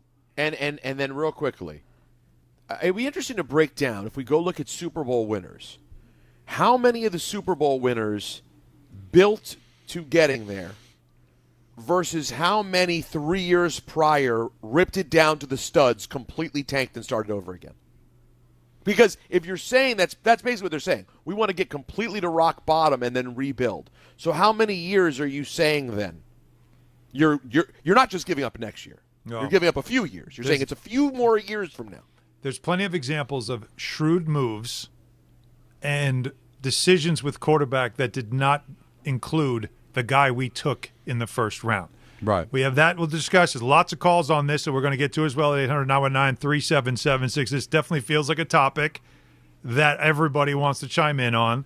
And whose side you on? The boys in the morning or the boys in the afternoon? Pick your battle. 800-919-3776. That guy Thursday also coming up next, so stay with us. Hahn Rosenberg, ESPN, New York. Individuals and businesses with tax problems, listen carefully. Do you feel like you're losing control of your finances? If you owe over $10,000 in back taxes or have unfiled tax returns, we can help you take back control. The IRS is the largest and most aggressive collection agency in the world, and they can seize your bank accounts, garnish your paycheck, close your business, and file criminal charges. Take control of your tax problem now by calling the experts at U.S. Tax Shield and take advantage of the Fresh Start program and new laws that may allow us to negotiate a settlement for the lowest amount possible. Our team of tax attorneys and enrolled agents can stop collections and get you protected so you can take control of your financial future. U.S. Tax Shield offers a price protection guaranteed quote to get you protected today. U.S. Tax Shield is A+ rated with the Better Business Bureau, so call now. 800-687-5192. That's 800-687-5192. U.S. Tax Shield. 800-687-5192. If you've been injured on a construction site, then you need a lawyer who knows New York's unique labor laws. At the Parisman Firm, they have decades of experience handling construction accident cases and a proven track record of delivering huge results. Their team has already recovered nearly $1 billion for hardworking New Yorkers. From scaffold accidents to slip and falls and equipment failures, they've got your back. Call the Parisman Firm now at 718-WORKERS. That's right, 718-WORKERS, because your case is their cause. Get the justice you deserve today.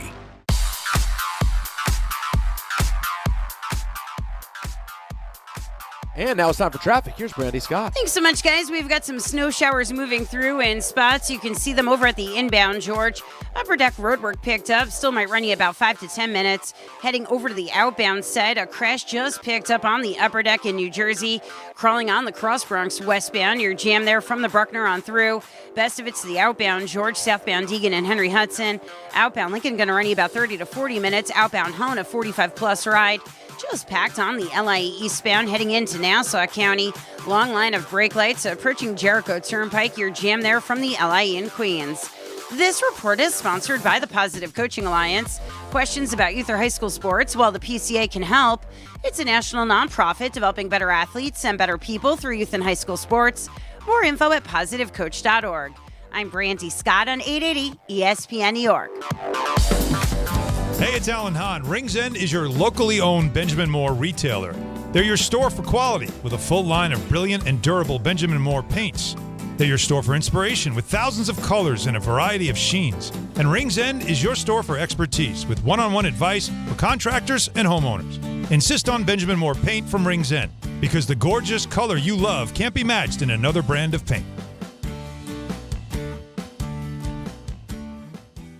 New York Knicks fans, here's a total slam dunk. For a limited time, get Verizon Fios and a line of mobile for just $64.99 a month with AutoPay. Get Fios 300 megabit per second for $20 a month. And unlimited welcome for $45 a month plus taxes and fees when you bring your own phone. Visit a Verizon store today to learn more. For new Fios internet and mobile customers, discounts applied over 36 months. Mobile and home discount enrollment required. Additional terms apply. In times of congestion, unlimited 5G and 4G LTE may be temporarily slower than other traffic. Domestic data roaming at 2G speeds. Presented by Robinhood. He crosses, spins, pulls up. With Robinhood Prediction Markets, buy or sell your predictions all game long. No house odds, just you versus the market. Put your sports IQ to work. Trade every shot, block, steal, run, and moment that shifts the game. With Robinhood Prediction Markets, trade every play. Visit Robinhood.com/predict to start trading. Futures and cleared swaps trading involves significant risk and is not appropriate for everyone. Event contracts are offered by Robinhood Derivatives LLC, a registered futures commission merchant and swap firm. At City Harvest, we believe no New Yorker has to go hungry. With your help, we're on the road 365 days a year, rescuing over 77 million pounds of nutritious food and delivering it free to millions of New Yorkers, transforming surplus food into sustenance, sustainability, and smiles, rallying thousands of New Yorkers to power a network of nourishment across our city. One day, one meal, and one New Yorker at a time. That's how we feed good. Donate at cityharvest.org. Empower. After wanting one for years, Kevin is finally enjoying his new hot tub. This is the life. He worked with Empower to help him get good at money, so now he can be a little bad. Oh, no, not my phone. Oh, Kevin. Kevin's phone may be in hot water, but his finances aren't. Invest well, live a little. Start today at empower.com. This is the story of the one. As a procurement manager for a hospital system, she keeps every facility in her network stocked and ready. That's why she counts on Grainger to be her single source for thousands of products, from disinfectants to lighting, air filters, and more. And with fast, dependable delivery, Grainger helps her keep every facility stocked, safe, and running smoothly.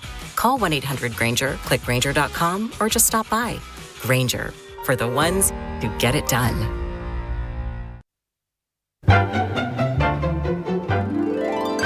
We all have that one friend. I'm talking about the yo-yos who set themselves on fire and bathe in pork and beans. Or know that one person. I'm here with my family. Who can't help but be. He's not cool. His voice is weird. He's kind of a dork. His brother's a tool. His girlfriend's annoying.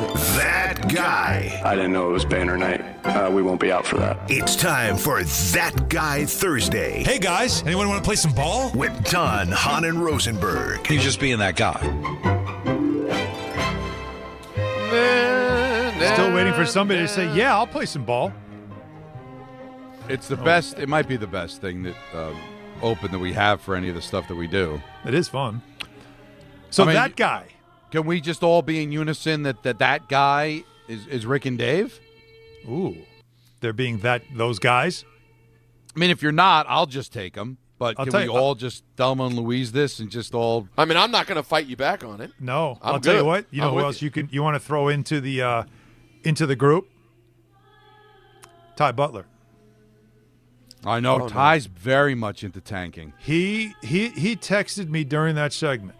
We don't win with Glenn. Get him up out of here. Lose every game. I said, so you're rooting to lose? He said 100%. So then Muji's got to go because I don't want no general manager that built a team that would lose 30 games in 2 years.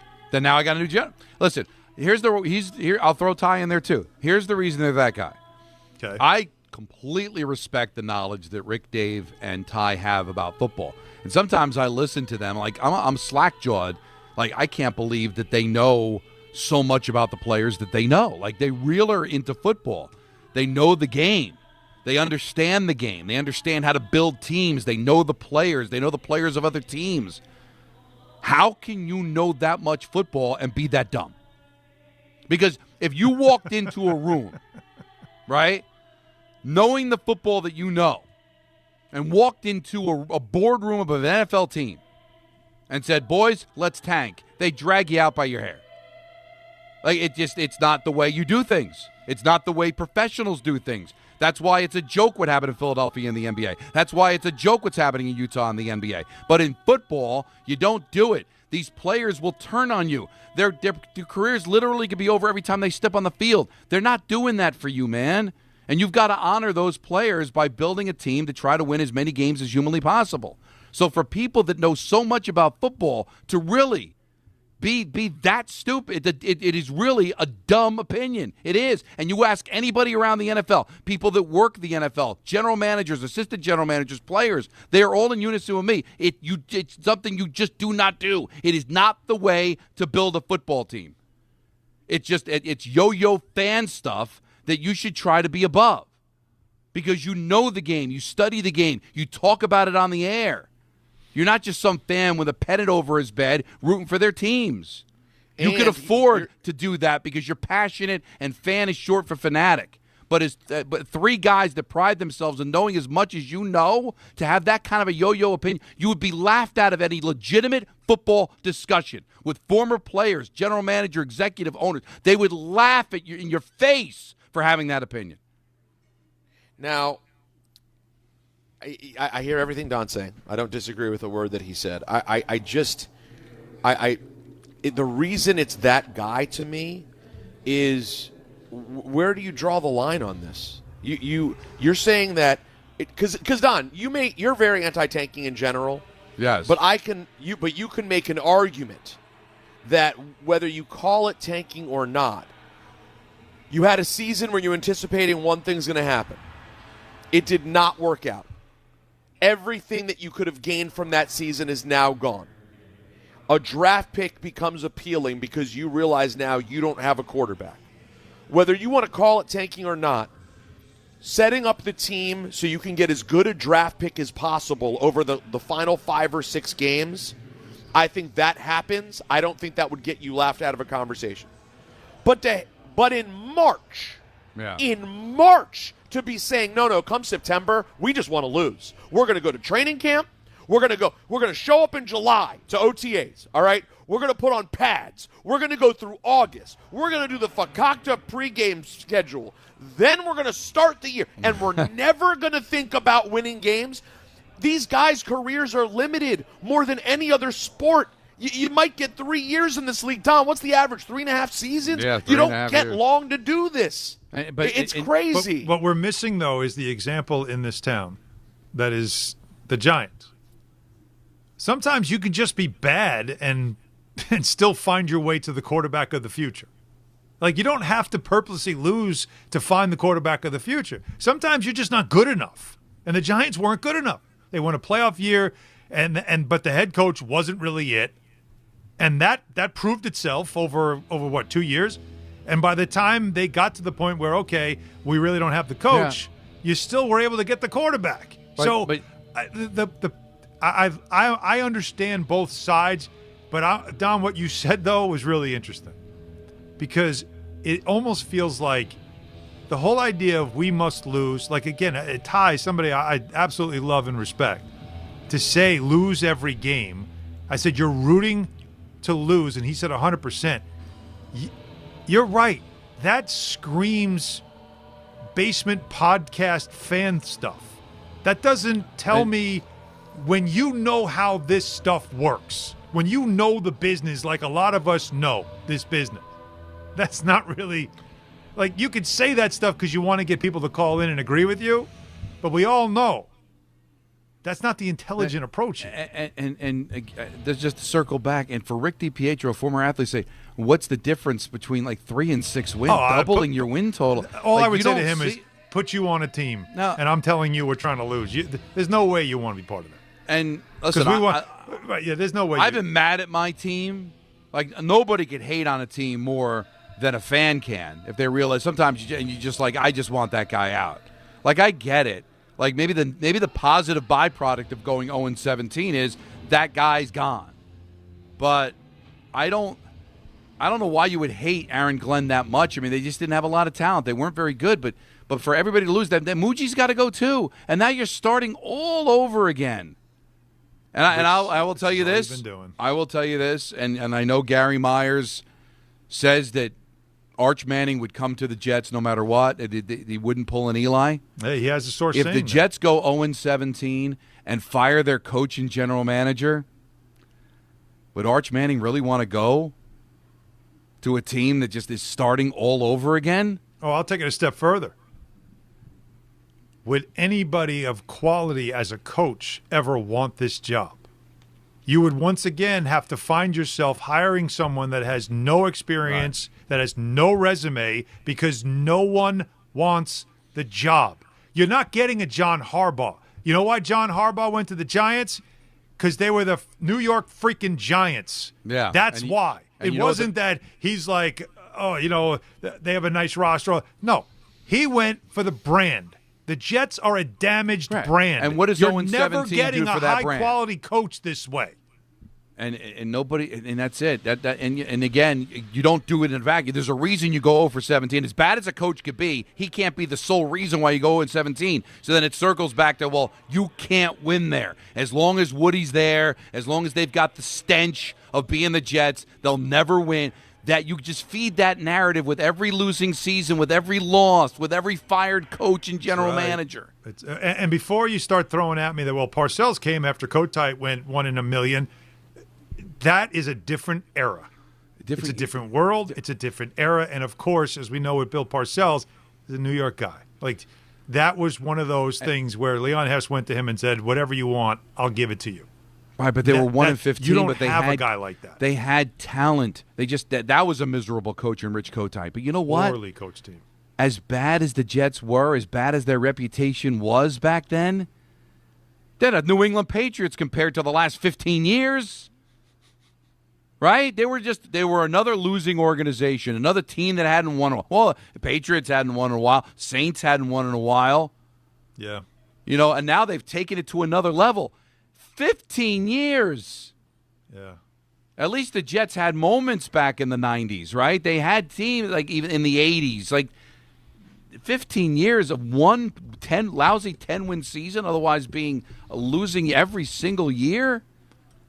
It's just like, I guess I'd understand the point more if you had more evidence of it working out. Like, if you really were sure. The evidence? If you were really sure that you throw 1 year completely in the toilet, you know you're going to get the QB and you're good. But, guys, I can go chapter and verse with you on times when my team started over again. Traded everyone imaginable. The biggest heave in the biggest haul, I think, in draft history to move up and go get Robert Griffin III from Baylor. And it led to one fun season, a Rookie of the Year, and then a complete did not work out.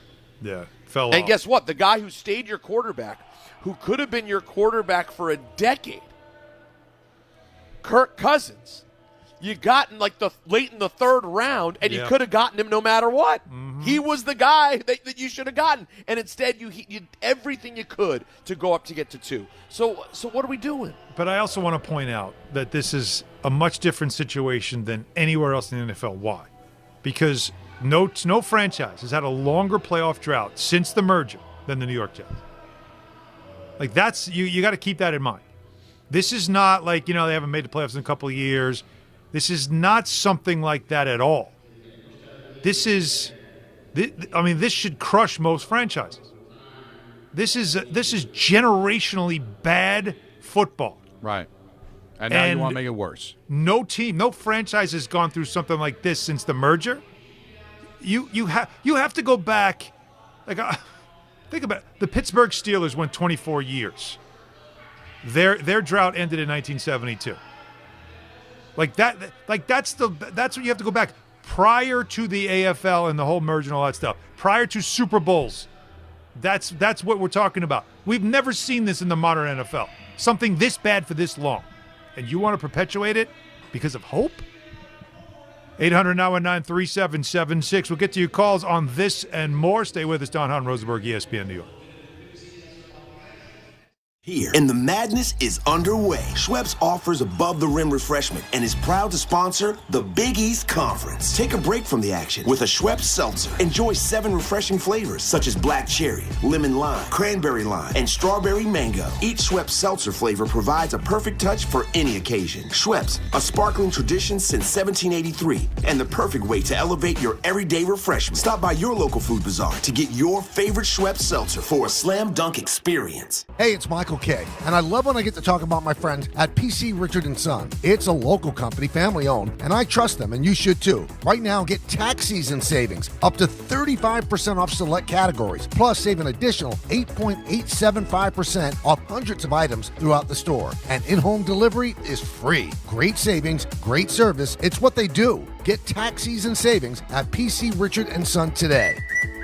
Some exclusions apply. Free delivery on mattresses, $399 and up, excludes Manhattan. The NBA moves fast, and the stars move faster. With DraftKings Sportsbook, the #1 sportsbook for live betting, you're never a step behind. DraftKings keeps pace with every play, offering industry-leading live betting, dynamic odds that shift as the game unfolds, and more open markets more often. They're live when others aren't, so you're always in the game when it matters most. Get in on the action with live player props as the most exciting performances unfold in real time. Download the DraftKings Sportsbook app and use code WHSQ. That's code WHSQ.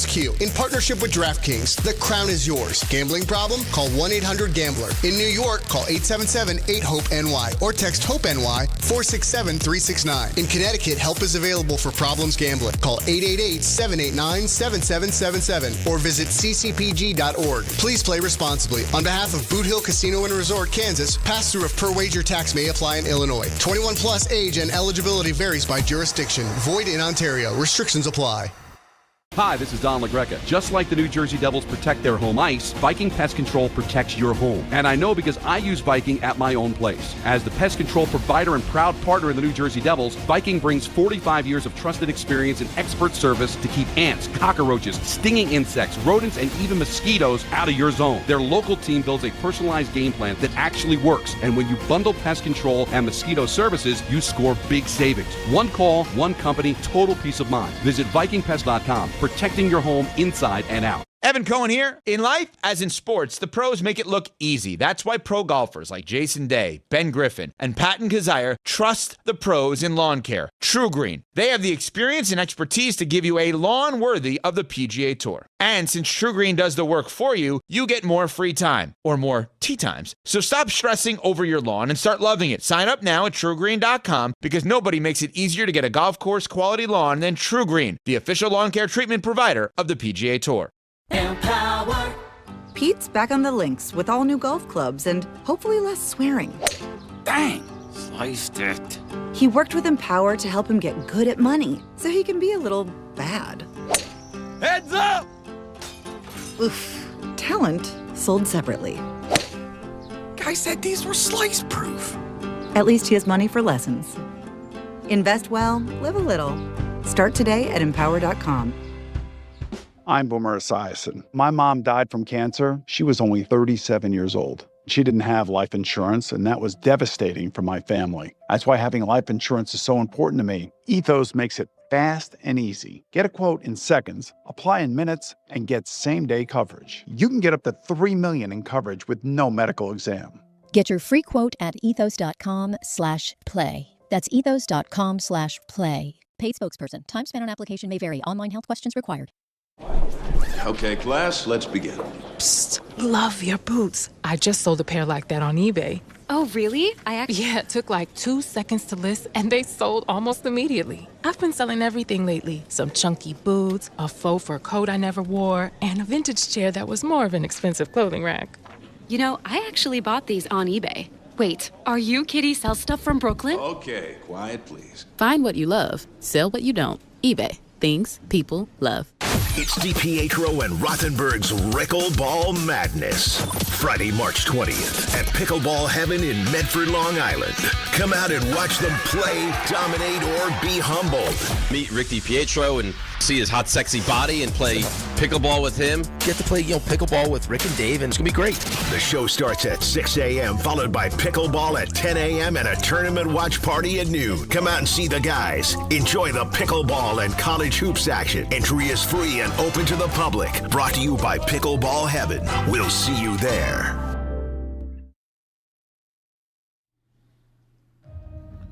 Oh. So I have a weather update. It's freaking snowing right now. It's snowing, folks. What the hell? I mean, it's not like a little bit of snow. Like it's a heavy snow coming down right now outside my window. I don't like the way it's coming down is real snow. Now I don't think anyone's hitting the ground and staying. Probably not. No accumulation, but it's still jarring. Well, no. This is guys with the year we've had. With the year that we've had, don't we deserve to get hit with like a little bit of March? In fact, I wouldn't be surprised if we got another little 3-inch like actual accumulation sometime. I mean, this year's been epic. It's got to close out. I'm good. This is not messing what around. March is supposed to be. What happened back on Tuesday when it was almost 80, that was the aberration. This is the norm. We're not even in the middle of March, and we're supposed to have weather like this. But still, to get that tease, it was almost like not worth having. Because now this one hits worse. That was too much of a tease, man. It was a great day. That was when I was at Rampo walking around the camp. It was beautiful. Beautiful. Yeah. And then You're at Rampo. Look at you. And then it was pouring rain really ever since. And now today, snow? Snow, everyone. So if you're in a car heading home, be safe. Take it slow. We've been through this. We'll get through it. We'll get you through it. And tomorrow, if you're in the city, you can see us live from the Irish Exit at Moynihan Train Hall. That's, of course, tomorrow, March 13th, before the semifinal round of the Big East tournament that St. John's has advanced to, which we would expect, of course. They won today. They'll be in the first semifinal. I believe that's a 5:30 tip, and if it is, we start at 3. You come hang out with us. Pre-game with us, and just go right across the street and walk in the building and then watch the Johnnies try to make their way back to the championship game. Of course, it's John Hahn Rosenberg. It is live from the Irish Exit at Moynihan Train Hall. We start at 3 p.m. tomorrow, just steps away from the Garden and, of course, Penn Station. And it's brought to you by Schweppes. Above the Rim Refreshment. Feel the madness. Refresh your game with a Schweppes Seltzer and Schweppes Ginger Ale, Sam Adams, and Sun Cruiser Vodka Iced Tea. Available at Jack Doyle's and John Sullivan's. Must be 21 or older to purchase. Please drink responsibly. 800-919-3776. Lots of calls on the Jet conversation. Let's go. Mike in Hawthorne has a very interesting question here for you, Donnie. Hey, Mike. What's up, Mike? Hey, how you doing? How you doing, guys? How's everything going? All right? Great. It's snowing. Not great. It's snowing. I was just on Route 17 over by Hasbrook, and it was freaking snowing, like legit snowing. My God. Listening to all of this, first of all, anybody who thinks that you should tank was never an athlete, never coached athletes, never played competitive sports. Because if you want to play, and again, I'm so annoyed at the morning guys, especially the number 1 draft pick of the goalie. And I'm an Islander fan since I'm a little kid. For him to sit there and say it's okay just to play take to the rest of the bozos on that show in the morning is ridiculous. Because you know what? These guys only have a short life to play. You know that. You guys know that. And for them to want to tank, Peter made a good point. If you have 5 games left, 4 games left, and you know that you've got absolutely no shot, guys got hurt, whatever, and you want to put a product on the field that you know is going to be really difficult to win, that's fine, okay? Right. I'm a season ticket holder for the Jets, and I'm not even a Jet fan, right? I called up about tickets and why the ticket prices went up. When I heard your conversation yesterday that they're basically, when they got Geno Smith, who I have no problem with Geno Smith, he's great. He seems like a real nice guy, but you're basically telling me, who's spending a S-load of money on tickets and on parking and on bringing my wife to the game and bringing my friends to the game, that you are just, you know what, Mike? Thanks for your X amount of dollars, but you know what? I wish I had just thrown it in the fireplace because that's what it's worth. I called my guy today, my contact that I've had forever, and I said, hey, Tommy, what the hell are you doing? He goes, Mike, you're about the 50th guy to call today after what happened yesterday with the Geno Smith. And I'm like, okay, so what are you going to do? You're going to give me, 10% off my tickets. You're going to give me something. He goes, no, that's just kind of the way it is. I'm like, that's on my – and I know what you're going to say. It's my fault because I buy the tickets. You're 100% right. But you know what? It's just so frustrating. No, but I don't think Geno Smith, Mike, is tanking. I think they're trying to win games, and he's the best of what was a poor lot of quarterbacks to replace him. Yep. That's a different conversation. But to the players' point, because that's what I'll hear. Like Rick will say, I'm not telling the players to tank. The players should try to win. But who wants to play for an organization when a player's trying to win, but the organization's not backing them up? The organization's not giving those players the best chance to go out there and win. Wouldn't you feel disrespected, guys, if you're trying to win a football game, but your coaches and your general manager and your organization aren't giving you the best tools in which to go out there and do it? So, yeah, no, the players aren't going to tank, but the players want to know that they're playing for a team that wants to win the game. Now, Peter makes a good point about last game of the season. I understand. I don't like it, but I can understand it. But for the game plan to be the trust the process, lose until we get the quarterback, to me is just it's an ignorant concept to me.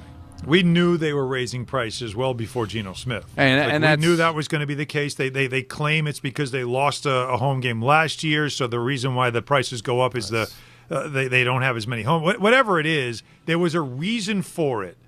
But I feel like, and we said this at the time that we got this information because we had a lot of season ticket holders tell us that when they got their vouchers for next year, they're saying the prices are going up.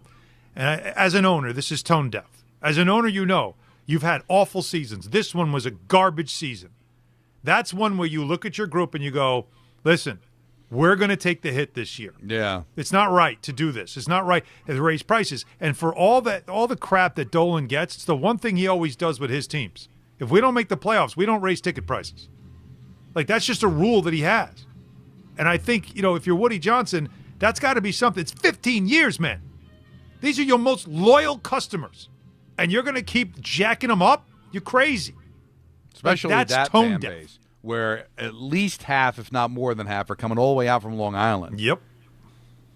That's tough, man. Yeah. But you made a really good point, I think, to the caller, Don, which is I understand why the Geno thing was they could see it that way. But no, Geno's actually a sign we want to win a few games this year. Yeah. We think we could put someone competent on the field. You want to look at what not having someone competent on the field looks like. Look no further than when they realized Justin Fields didn't have it last year. They did not have a competent option. There was no look down the stretch of the season last year. That was called we got nothing. You don't think if they had brought Justin Fields back, that would have been saying we're losing every game. Yeah, you're right.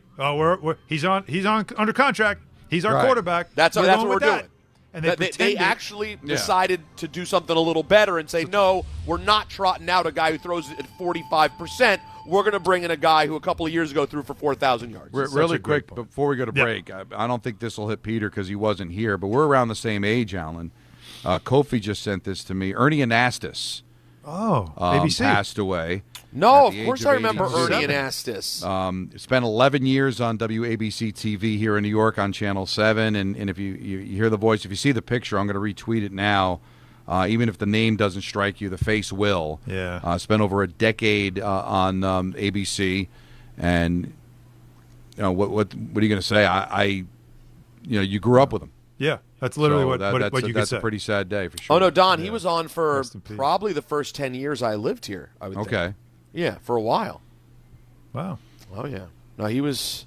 That's not to mention some of the great bloopers in news history are also Ernie Anastas. Should we say? Oh yes. Oh okay. Maybe there's a top 5. There could be a top 5 from YouTube of Ernie Anastas moments. We could celebrate the life the way let's only give it a couple we of weeks, all right? Celebrate. I know. Well, we'll give it a little more time, but Peter does have his own list, which is the top 5 to answer to Don. And, of course, in Peter fashion, get the last word in. That's right. Wow. That's coming up in the 5 o'clock hour. Your calls, 800-919-3776 about the whole Jet situation. Knicks do beat the Jazz last night, although, of course, it looked like batting the bunny for a half before they flipped the switch. And a Celtic game tonight, if you're a Knicks fan, you want to watch and then take a look at the standings.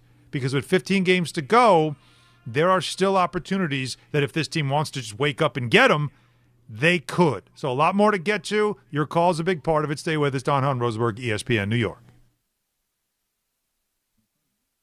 You know what, guys? Before we even do that, I have to talk to you about what's happening at FanDuel Sportsbook, folks. That's right. The season is now, and FanDuel's giving all customers a profit boost every single day through March 15th. That's until the final 68 is revealed. From now until the final 68 are there, you're getting daily profit boosts for a chance at boosted winnings on college basketball bets. Trust me, you do not want to miss a single day. Build a same-game parlay for a shot at a bigger payout. Try live betting. Jump in after tip-off. And best of all, with FanDuel, you get paid instantly when you win. Just visit FanDuel.com/local to get started. 21 and over, physically present in New York, opt-in required. Bonus issued as non-withdrawable profit boost tokens. Restrictions apply, including any token expiration and max wager amount. See terms at sportsbook.fanduel.com. For help with a gambling problem, call 877-HOPE-NY or text HOPE-NY 467-369. 880 ESPN, WHSQ, and WCBS-FM HD2, New York. A Good Karma Brands radio station.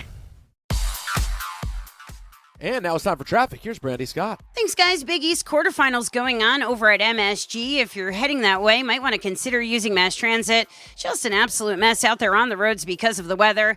FDR especially tough. You're jammed in both directions between the Triborough and East Houston. Rough ride on the LIE eastbound in Nassau County. A big crash over by Glen Cove Road. Only the left lane is squeezing by. Add that to the volume. You're hitting the brakes from right out of the Midtown Tunnel in Queens. Best of it's the outbound George, southbound Deegan and Henry Hudson. Cross Bronx westbound, jam from the Bruckner on through. Inbound Georgia, about 10 to 15 for the upper deck. Outbound Lincoln Orania, 30 to 40. Outbound Holland, close to an hour. This report is sponsored by Odo.com. Your business deserves tools to make you feel in control, not overwhelmed. With Odo's all-in-one easy-to-use platform, everything is together. Get started today. Visit Odo.com. That's ODOO.com. I'm Brandy Scott on 880 ESPN New York. 25 a month, 5 whole years. Same sweet number in your ears. Check it in a year, check it in 5. This ain't optimum 5, but price is still alive. 25 a month, 5 whole years. Same sweet number in your ears. Get Optimum famously fast fiber internet. Optimum.com/25 for 5. Or call 8884-OPTIMUM. Terms apply. See Optimum.com for details. What if your instincts could pay off? With Robinhood Prediction Markets, you could put your sports IQ to work on the games you know best. It's not you against the house. It's you participating in a live market.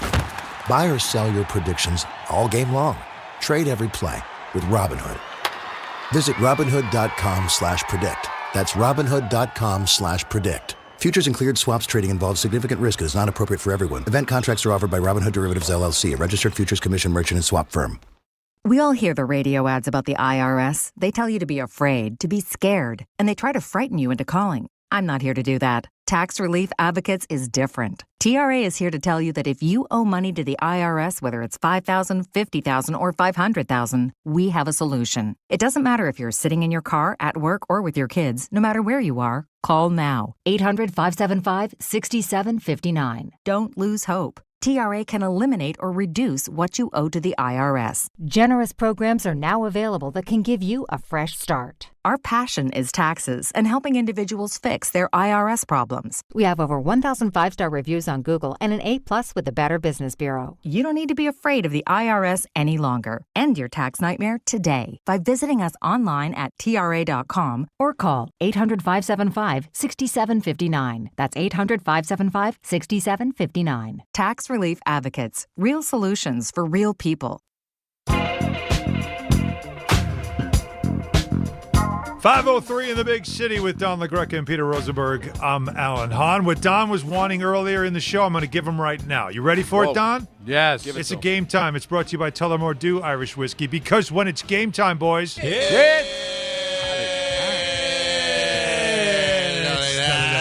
like that. It sure is. The Rangers, they visit the Jets, the Winnipeg Jets, that is. Coverage immediately follows Dan Grassa on 880 at 7:30. The Devils, that's why Don's got a nice suit on if you're watching on YouTube and looks so handsome and smart. They host the Calgary Flames at 7, puck drop 7:08 on MSG Network. The Nets are in Atlanta. They take on the Hawks at 7:30. And so this is in the script, and it was said this morning, so I'll say it again. They said the Nets face the Hawks are on the road to take on the Hawks in Atlanta. Is that redundant, Don? No, why? On the road to face the Hawks in Atlanta. Well, just, I guess, if you're on the road to face the Hawks, you are probably but just Atlanta. letting the people that maybe aren't huge NBA fans know that they Hawks don't know play where in the Atlanta. Hawks play. Not So if I everybody say knows. the Nets are in Atlanta, do I have to say they're facing the Hawks, or they're just hanging out? Because Magic not everybody City. knows. They might think Thrashers. They might think Braves. You know what? They might think Braves. Because the Nets right now, we don't know what they're playing. 7:30 is that game It's if not you're basketball. inclined to watch. And, of course, coverage of the ACC doubleheader will be on 10:50 at 6:30 for those who want to check that out as well. St. John's did win today in their quarterfinal against Providence, 85-72. They'll be in the first semifinal tomorrow. I have not checked the score. Let me check it real quick here. Seton Hall about to win. They're seconds away from clinching that win over. Oh, they Creighton. won. That game is over. Mhm. I have 2 seconds left. I think yours is frozen. My game cast. Aw. That's a shame. It is Well, a shame. Seton Hall wins. So St. John's versus Seton Hall in the semifinal tomorrow. Look forward to that. Well, we'll be across the street at 3 o'clock at the Irish Exit doing our show at Moynihan. So go hang out with us before you go to that game. Tullamore Dew, the original triple distilled, triple blended, triple cast matured Irish whiskey. Be sure to grab a Tullamore Dew or try the new Tullamore Dew Honey during today's action. Glasses up to enjoying Tullamore Dew responsibly. And we didn't get a chance to do this the other day since you brought up the Nets. And really, one of the only good things about the Brooklyn Nets is Chris Carino, who was the recipient of the Kirk Gowdy Electronic Media Award. So congratulations to him. Love to see it. To Glad me, you that brought whole that. broadcast is like what Michael used to say, putting the Mona Lisa in a garage. Those guys deserve better. It is true. We love Chris. Capstraw and Carino bring it every night for a team that is god-awful. And you listen to the broadcast, and it's professional, and they give it every bit that a game deserves, but the Nets don't. And Come by the way, join the Ramily. I don't think Capstraw's missed a game, by the way. No, he's over to they celebrated his 2,000th consecutive game earlier in the season. Yeah. Which he's if there's John ever a team, Sterling-esque. if there's ever a team where it's like, guys, I need a night, and no one would think twice, it would be this year's team. Yeah, right? like if he Like, went guys, to I'm gonna if take a he break went here. to management, Yeah. and so listen, I need a game. Why? Look at what we're doing here. Why didn't you volunteer this to me? Why didn't you offer this to me early? Like, they should be able to say, guys, listen, take this trip off. All right, I need a mental health break. Just we don't want to break you, but no, they wouldn't do it because they love what they do. That's what it sounds like to me, that they really love what they do. Mm-hmm. So it just stinks that the games aren't competitive. But honestly, because I listen a lot, like driving home, because I something about games on the radio that even if it's for a team I don't care about, kind of sucks me in. And it's you never even get a sense that they feel sorry for themselves, that it's not a game they don't want to be there for. They hype it up because the fans that are listening care, and they show that. It's awesome. No, congrats to Chris. It is a great honor, and he's a class individual who obviously is great at what he does. Mm-hmm. I want to get into the WBC stuff, of course. Because more hilarity came out of that yesterday. But we do have some more on the Jets on our conversation, so let's get a few more in before we do that, and we'll go to Steve in New Fairfield next. Steve, you're up. Hey, guys, Don, I'm with you on the tanking situation, but I also got to call you out on something. I mean, What's I'm that? with you in terms of, like Peter said, it's March. No, I agree with you. It's freaking March. Go through the spring. Go through the spring practice, everything. for the sake of maybe we could find the next Adam Gase and Mitchell Trubisky. Who the hell's to say his Manning's last name? Who's to say Manning's Lawrence was supposed to be the end-all, be-all? It's the jury is out until the last year and a half on him. So to put all my chips in the middle of the table for the chance of getting Dante Moore or Manning and say that's going to be the ticket we got to start creating some good vibes, man. But in terms of calling you out, Don, I called 2 weeks ago. Believe me, I'm not bent out of shape. I probably sound a little more than I am. But I called up 2 weeks ago and said, the offensive line, young, solid. You got Garrett Wilson coming back. You signed Brees, the tight end. You got a lot of money to spend. And you go get a solid veteran. Believe me, no one was good. But I was saying a Cousins, a Murray. And I was, quote, upon disconnecting, called high and lost. And you literally said an hour ago 6 to 7 wins. I said 7 to 8 wins. Well, so was the signing of the that's the line of demarcation. Was the Geno United signing? Well, but wait a minute. That was before the Davis signing. That was before the Mika Fitzpatrick trade. Things have changed. I said free agents. They have money to spend. Listen, when I call people high, it's more of a compliment. It's actually very accurate. He loves our high. But you sounded overly optimistic. I'm just saying that could they get with – and listen, it's Geno Smith. It's not like I think that's better than Kirk Cousins. I hear what you're saying, but you sounded like overly optimistic. But you're right. If I could say 6, 7 wins, you're saying 7, 8 wins. There really isn't that much of a difference. But don't ignore the pickups they made on the defense, and that was also before they franchised Brees Hall, so we know he's definitely coming back. But I'll take the L. How about that? I mean, it's a difference of 1 win. I think that's what he's trying to say. Exactly. But I don't know. Maybe it was the tone. But you remember the call, right? He just sounded he sounded very too optimistic. And we at the time, especially me, were completely pessimistic, thinking this is going nowhere and it needs to go nowhere. But some things have happened since then. But no, I will take the L. I think the Jets have themselves a general manager. I don't know if they have. I agree with you. I think they've got a GM. I think he knows what he's doing. Yeah. But you know what? You also have an owner that another losing season, he'll just decide, all right, these guys aren't it. I'm going to blow it up. Now, to take something back that I said earlier about like who's going to want to come here after you fire your head coach and your general manager, well, if Mike Tomlin is your head coach and you hire the next great young general manager, that maybe is a different story. But again, you think Tomlin's going to want to come here to this mess when an owner that's got fat hands and a team that's the options he's going to have too? Like that's my point. Is what is attractive about the job if you're garbage again and a laughingstock and embarrassing? And you know what happens too. If the Jets have a bad year again and they've run off 6 losses in a row, you become, again, the butt of all jokes, the national disaster that everybody loves to poke fun at. And you're like, I'm not going anywhere near that. And also, too, you mentioned Bill Parcells, that he was a New York, Jersey guy going back. Yeah. There's a big difference between Leon Hess and Woody Johnson. Not from the sense of winning, because they did a lot of losing under Leon, right? Yep. Leon wasn't fat hands. All right, he may not have been an owner that knew a lot about football or whatever. They obviously didn't do a lot of winning there. And, of course, there was that big quote, I'm sick of losing at the press conference, hiring Rich Kotite.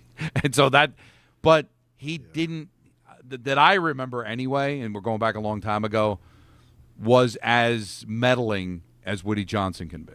And I think that turns off potential GMs and head coaches. Bill Parcells knew that he was going to be fully in charge of that organization. You telling me that the Hess kids weren't in the locker room talking about how in Tecmo Bowl this is this guy's rating and we should trade for him?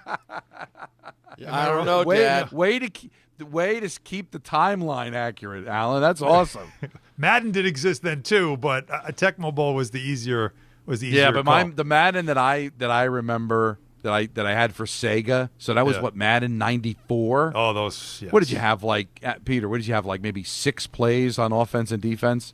Oh, yeah, it was not a full playbook where you had to understand real really NFL offenses in order to do it. And all you got on a Madden might have been, boom, big play. Boom, he's on his back. Oh.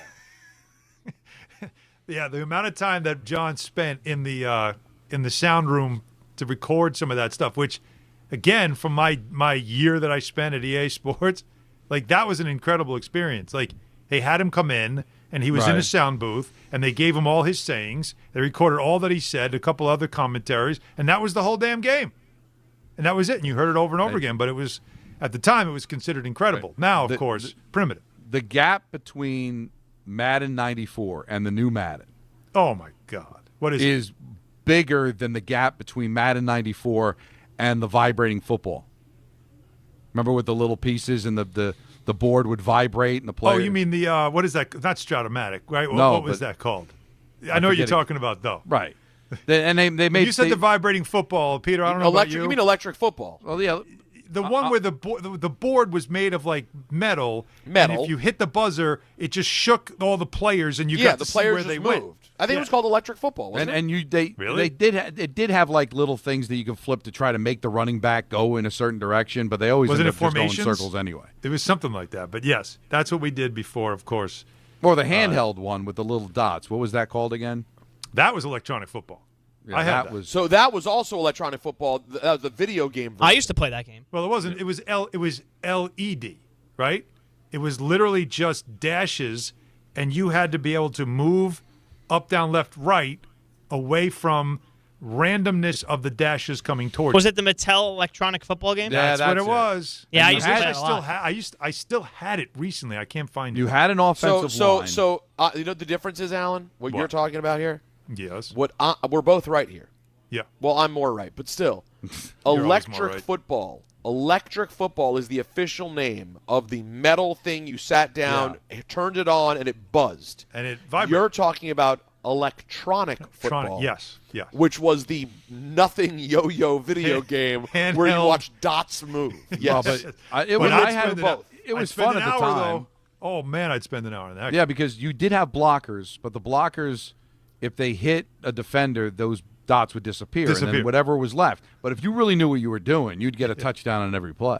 It was really something. But what the noises, if you could probably find it, Jacob, come out of break with it, that'll bring back a lot of memories. Like, bloop, bloop, bloop. And a 9-volt battery is all you needed back then, too. All right, 800-919-377-680. Back to your calls, of course, on all this and more. But we did talk about the WBC, the World Baseball Classic. And, hey, guys, Team USA. Yeah. We're in made it. We moved on.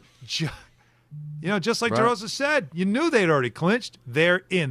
Why are they in? Well, not because of their loss to Italy, but because of Italy's win 9-1 over Mexico last night. And the audio out of this is great. So let's first and foremost go to Vinny Pasquantino, who is playing for Italy, who is an American. This is from FS1. Him letting the Americans know we took care of business for you. That was unbelievable, huh? You're welcome, USA. We were thinking of you guys over at your hotel. We were thinking of you guys, so I'm glad you guys could join us in the party. He's an American. So I know, hopefully but a that little was bit of trolling there, tongue-in-cheek. which was fun. I would hope so. You would think so. Aaron Nola talked about it. Did you hear from teammates before the game, kind of like, what you need to do? No, I didn't. I didn't hear from them. I don't think anybody in the clubhouse was worried about USA getting in or not getting in. We were just focusing on the game. We're not going to go out there and try to score a certain amount of runs or do this and that just because, another team. It's a big league baseball game. We're going to go out and try to win it however we can. We're going to go out and try to win the baseball game, and that's what we did tonight. So Nola, by the way, 5 shutout innings in this game, and so because of the run differential and all that, I don't even know how the machinations. How do they work? It doesn't matter. The U.S. are in, and Mark DeRosa, the manager of Team USA, who we remember got caught up in all that stuff because he thought the U.S. was already in before their game against Italy, and then afterwards tried to say that no, I knew we weren't in yet. Well, he's continuing to clarify all these things that he thought he said or didn't say about the U.S. clinching before that game. Yeah, it's just an overly confident statement on hot stove, period, the end. And it's my fault. I think there's a couple false narratives out there, but no, I was well aware that we had to win that game based on all the scenarios that could take place. I mean, they went in 2-0, we went in 2-0. We knew they were playing Mexico the next day. We knew there was tiebreaker rules involved. So I can understand the questions about lineup and pitching situations. We were up against, a lot of guardrails with regards to teams. the deployment of certain relievers, how many pitches they can use, whether they can go back out, whether they can clean up innings. And you're just trying to piece it together in real time. Yeah, Who's calling BS here? Well, it's BS, but I also feel bad for him. And I want to give Dan Grossa credit for this because he was paying attention to it a lot closer than I was, the WBC, of how they celebrated after their third win. Made it seem like they thought they were in. And all of the moves that DeRosa was talking about made it seem like it was the day after you clinched. And I believe the entire organization of baseball for USA thought they clinched. It's not – everybody's making it seem like he didn't know. I don't think anybody knew. I thought they legitimately thought they were in, and now DeRosa's got to be the face of this failure. And now he's just probably – responding to the orders of this is what I think you need to say. I think they all got caught with their pants down because they're taking it seriously in the sense of I want to win, but not like the end of life, because if this were a regular season tie-breaking scenario, do you think there would be a manager out there that wouldn't know every single scenario before the game started? It'd be talked about ad nauseum. He would say to everything with it. There would never be caught with your pants down because it's way more important. This is a fun thing that just wasn't taken all that seriously. Here's my pushback, Alan. I believe that this thing is not serious, but not because of what Don said. I think there is a scenario in which, because the tournament is different, this is unlike other baseball, that while you could care a lot about it, that could potentially slip through the cracks. To me, all you need to know is the fact that some of the American players are going home and not finishing. Right. That, to me, is way more damning than we didn't realize that the run differential was about how we advanced, because we're just thinking about going out and winning baseball games. I can actually have that conversation with you. It's unlike other baseball. Saying a tournament's important, and some players leave during the... So you're telling me there are some players who are not willing to shake hands with the teammates they have on their major league team because it's so serious. But other teammates said, hey, this has been a fun couple weeks. Yeah, I got to get out of here. I got to get back to work. You guys don't need me, right? I can't pitch That's anyway a joke. Friday. I'm not available to pitch. So come on. Let me get out of here and get back to my Right. team. Rather than this is almost I like, want to be listen, with the boys. I want to win this thing. Yeah, listen, I'm going to get out of the pool early because I got to go to work. It's been fun, though. Have fun, listen, guys. Well, it's like Don. It's like they all went out to play 18, and some of them were like, I got to leave after 15. We're just messing around anyway. Too long right? of a round, yeah. It's a long day. Yeah, you want to win, but hey, we all got to get back to work. Well, listen, it gets real now because it does matter. The quarterfinals begin. It's Friday night. The U.S. will play Canada in Houston. And Don, did you see who sent a little hype video to USA Baseball? I don't know this. That'd be Jack Hughes.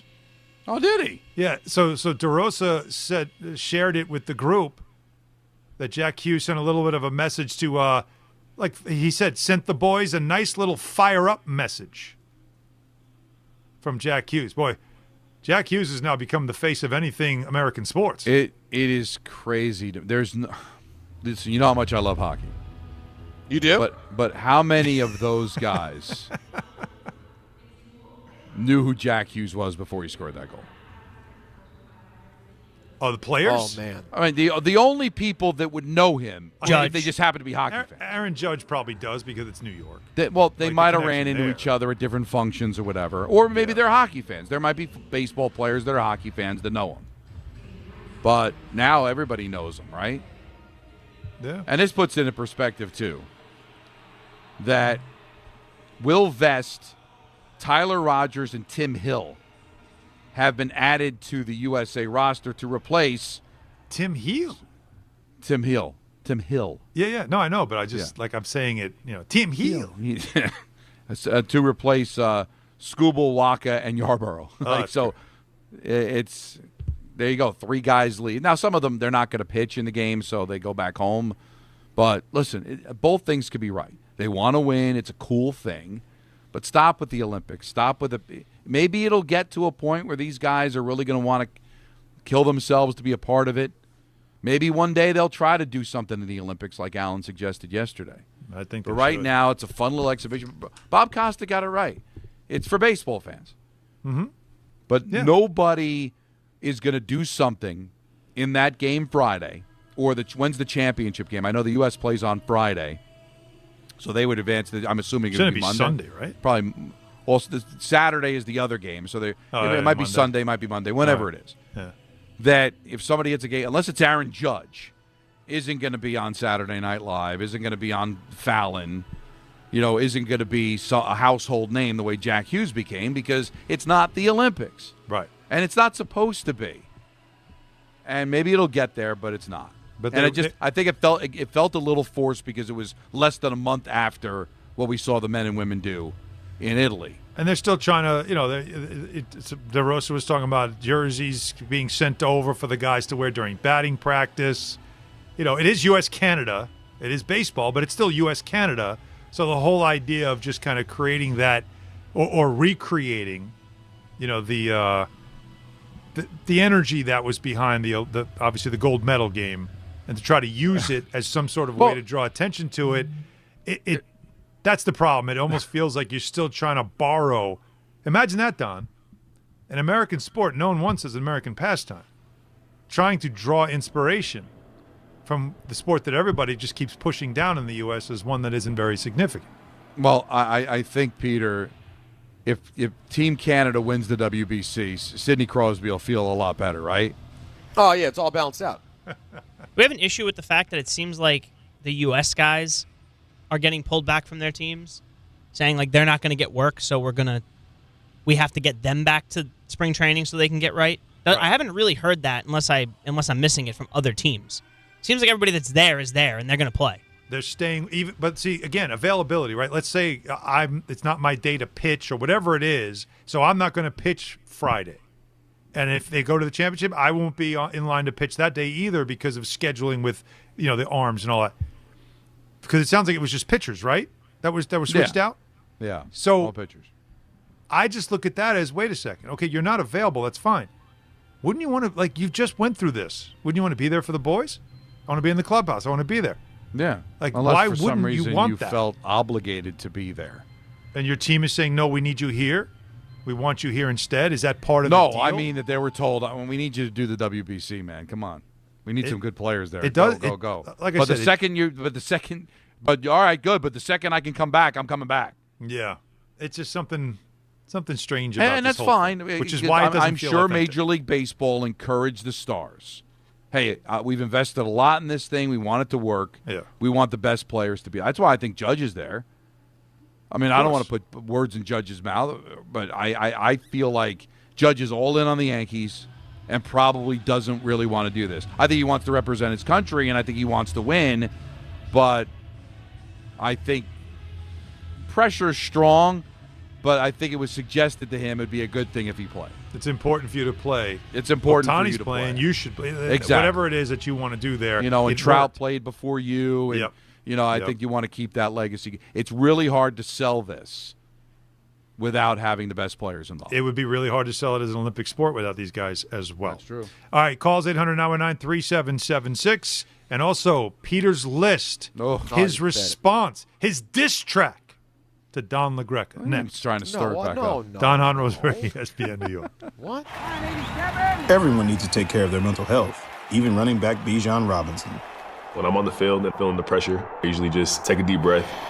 When I'm just breathing and seeing what's in front of me, everything just slows down. It just makes me feel great before I run the play. Just like Bijan, we all need a strong mental game on and off the field. Make a game plan for your mental health at loveyourmindplaybook.org. Love your mind. Brought to you by the Huntsman Mental Health Foundation, the Arthur M. Blank Family Foundation, and the Ad Council. Life is motion, but for Jaime, debilitating pain in both hips brought everything, including family time, to a halt. Every doctor told me the same thing. They would do one hip at a time. At White Plains Hospital, Dr. Jacob Totka's unique expertise provided an alternate approach by replacing both of Jaime's hips on the same day. In just 2 hours, I got 2 new hips, and I went home that day. White Plains Hospital, among the best hospitals anywhere that just so happens to be here. A member of the Montefiore Health System. The NBA moves fast, and the stars move faster. With DraftKings Sportsbook, the #1 sportsbook for live betting, you're never a step behind. DraftKings keeps pace with every play, offering industry-leading live betting, dynamic odds that shift as the game unfolds, and more open markets more often. They're live when others aren't, so you're always in the game when it matters most. Get in on the action with live player props as the most exciting performances unfold in real time. Download the DraftKings Sportsbook app and use code WHSQ. That's code WHSQ. In partnership with DraftKings, the crown is yours. Gambling problem? Call 1-800-GAMBLER. In New York, call 877-8-HOPE-NY or text HOPE-NY 467-369. In Connecticut, help is available for problems gambling. Call 888-789-7777 or visit ccpg.org. Please play responsibly. On behalf of Boot Hill Casino and Resort, Kansas, pass-through of per-wager tax may apply in Illinois. 21 plus age and eligibility varies by jurisdiction. Void in Ontario. Restrictions apply. Hey, it's Michael K., and I love when I get to talk about my friends at PC Richard & Son. It's a local company, family-owned, and I trust them, and you should too. Right now, get tax season savings, up to 35% off select categories, plus save an additional 8.875% off hundreds of items throughout the store. And in-home delivery is free. Great savings, great service. It's what they do. Get tax season savings at PC Richard & Son today. Some exclusions apply. Free delivery on mattresses, $399 and up. Excludes Manhattan. Now let's take a look at the traffic with Brandy Scott. Thanks so much, guys. Just a bad ride on the LA eastbound over in Nassau County. Still have this big crash by Glen Cove Road. Only the left and HOV lanes are getting by. Police and ambulance on the scene. Add that to the volume. You're crawling from right out of the Midtown Tunnel in Queens. Looks like an accident on the belt eastbound over by Ocean Parkway in Brooklyn. Jam there. Delays from before the Verrazano. You're backed up into Bay Ridge. Inbound George, stick with the lower deck. Upper level, some police department activity just picked up. Gonna run you about 20 to 30 minutes. Only easy way to the outbound, George Henry Hudson. Cross Bronx westbound, slam from the Bruckner on through. Outbound Lincoln, your best ride at 45 minutes. Outbound Hunter, and you close to an hour. This report is sponsored by Mothers Against Drunk Driving. For victims of drunk and drug driving, your grief is unique, but you're not alone. You always have a place at MAD. Visit MAD.org. I'm Brandy Scott on 880 ESPN New York. This is an important notice to all U.S. taxpayers. The IRS is giving away billions of dollars in tax savings through a federal program called the Fresh Start Initiative to aid delinquent taxpayers. This initiative was established for anyone facing financial hardship and unable to pay their back taxes. Qualifying and enrolling in this program will stop all collections, settle your delinquent tax problem, and even reduce what you owe by thousands of dollars. Call the hotline at People's Tax Relief to see if you qualify and get this free information by dialing 800-372-2017. If you have unfiled tax returns or cannot afford to pay your personal or business back taxes, you can now get the help you need. One simple phone call can resolve your tax problem and save you thousands of dollars. To see if you qualify and to get this important free information, call 800-372-2017. 800-372-2017. 800-372-2017. You just made the list, buddy. This is The List with Don, Hahn, and Rosenberg. Well, you love the program, don't you? You love this show. You're part of it. You feel the things that we feel. You go through the emotions. And less than a week ago, tomorrow it will be 1 week. Wow, that time flies. Since Donald and myself had, I would say, the most awkward and legitimate fight of the DHR era. So How you living? What? You know, I would say, Don and I have had others in previous eras, but so far in the Don, Hahn, and Rosenberg era, this was the most aggressive fight anyone's had, I think, on the show. And it's led to conversation about music. And now that tempers have calmed, apologies have been made, bro hugs have been given, slices of pizza have been shared, all is good. And we're just having now a conversation about music. The crux of the argument that we got into, even though it happened very quickly, so it's hard to know what feelings were really there. The perceived argument, I should say, was I got upset because I thought Don was saying that hip-hop didn't have a truly emotional register, that you couldn't get to that place in hip-hop. That's how I took it. And rather than say to Don, hey, Don, I hear what you're saying. I disagree. And as a man who loves music, I can show you that there's more. I decided to go with you're a moron. But here we are 6 days later. But here we are 6 days later, and I have put together a list of my 5 favorite emotional hip-hop records. Don, like your list, these are just my opinion. People can absolutely argue with me and say these are wrong, and they see it completely differently. But this is my list. So these are the 5 that I, when going through it over the last couple of days, came up with as my absolute 5 favorites. Alan, if you're okay with it and it permits, I'm going to give you a couple of honorable mentions off the top that didn't make the list, all right? Yes, of course. Chum by Earl Sweatshirt. Really, really great record. Hard to explain exactly what it's about, but he talks about a lot of stuff with his dad who left him when he was a kid. Beautiful song. Slippin' by DMX. I'm sure you're a fan, Alan. Solid DMX song. Super emotional. One that Jacob played yesterday coming back from break on the show that taps into that parent thing. Lauryn Hill's To Zion about the birth of her baby boy. And that's not even in your top 5. Okay. Didn't make it. Wow. Didn't make it. Okay. Yeah. The Bush Babies Remember We remix. Just a great record. Sad, heartfelt, beautifully produced by Salam Remy. I'm sure you remember this one, Alan. Smile from Scarface. Yep. Just a touching record. This Can't Be Life and Lost Ones are 2 Jay-Z songs that hit me in the heart. Birds Don't Sing off the Clips album. They just were nominated for a Grammy for it. It's amazing, about the death of their parents. Each verse about the specific way in which both sons, because they're brothers, Don, found out about the deaths of their aging parents. It didn't make the top 5. Didn't make top 5. These all didn't make top 5. So we haven't gotten to the top 5 yet.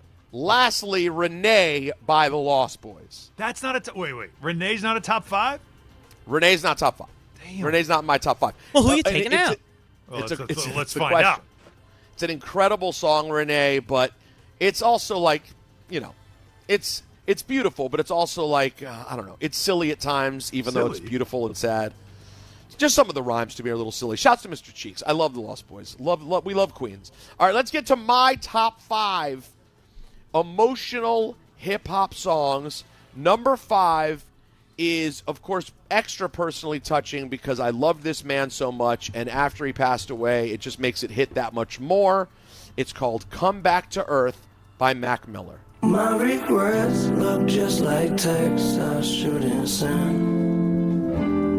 And I got neighbors that more like strangers, we could be friends. I can see Don getting emotional. Need a way out of my head. I'll do anything for a way out. Beautiful song. You know what it's about. Okay. Oh. I've got, it's just, every word to this song is gorgeous. If you've never spent time with Mac Miller's last couple of albums, he had another song or two that almost made the top 5 from those albums because they're so good. But Don, you will truly love that song. Guaranteed. Don't know if it hit you in any way when you first heard the notes of it. Did the tone of it affect you in any way? Of course. No, it will affect me. It sounds good.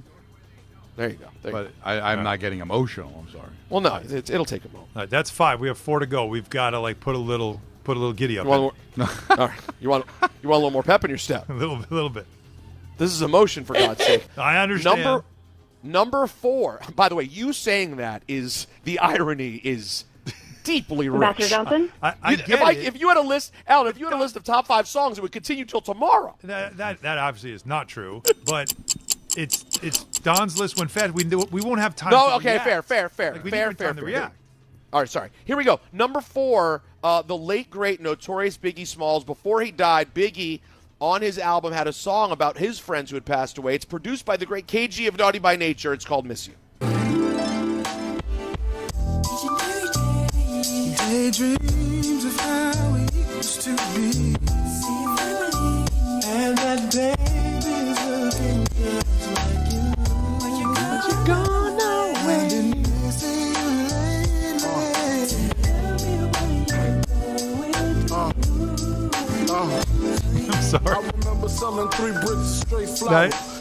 I really do like this song, but because I was listening really closely at the start, the fact that you just hear the I don't know why it just comes off. No, you caught every ad-lib. It's just funny. My favorite part listening to this song when he's talking about his childhood is the shout-out that he gives to someone named Crackhead Kevin. I'm like, he couldn't have loved that nickname. Crackhead Kevin somewhere is going, give me a break. Kevin. All right, number 3, I have literally, this is one of those songs that when it gets to the end, a certain part of the song, I choke up every time I hear it. It's the end of Andre 3000's verse in The Art of Storytelling by Outkast.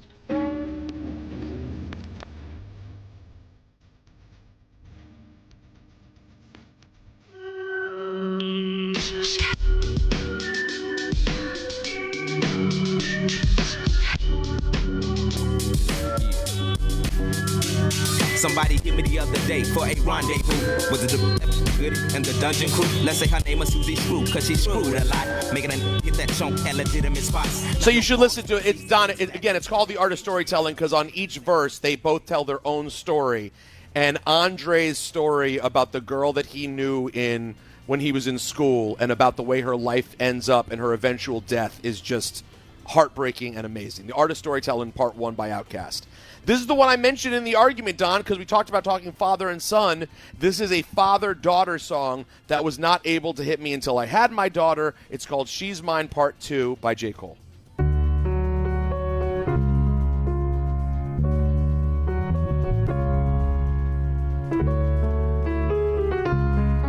Shout out to my wife who put me onto the song. Natalie loved this before me.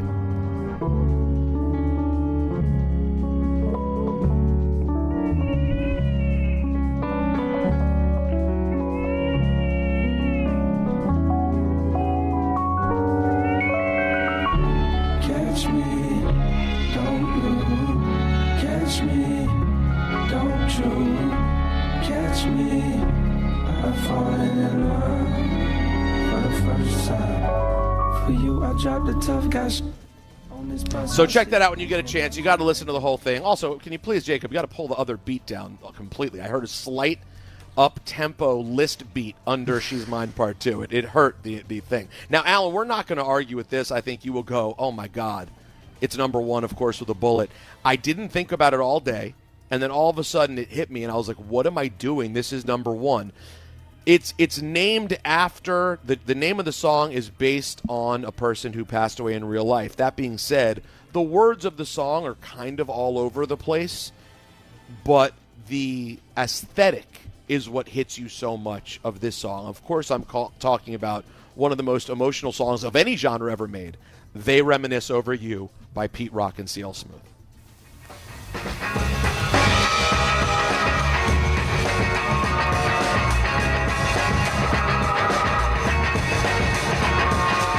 This is the intro to the song. It's not really the song yet. This is the song.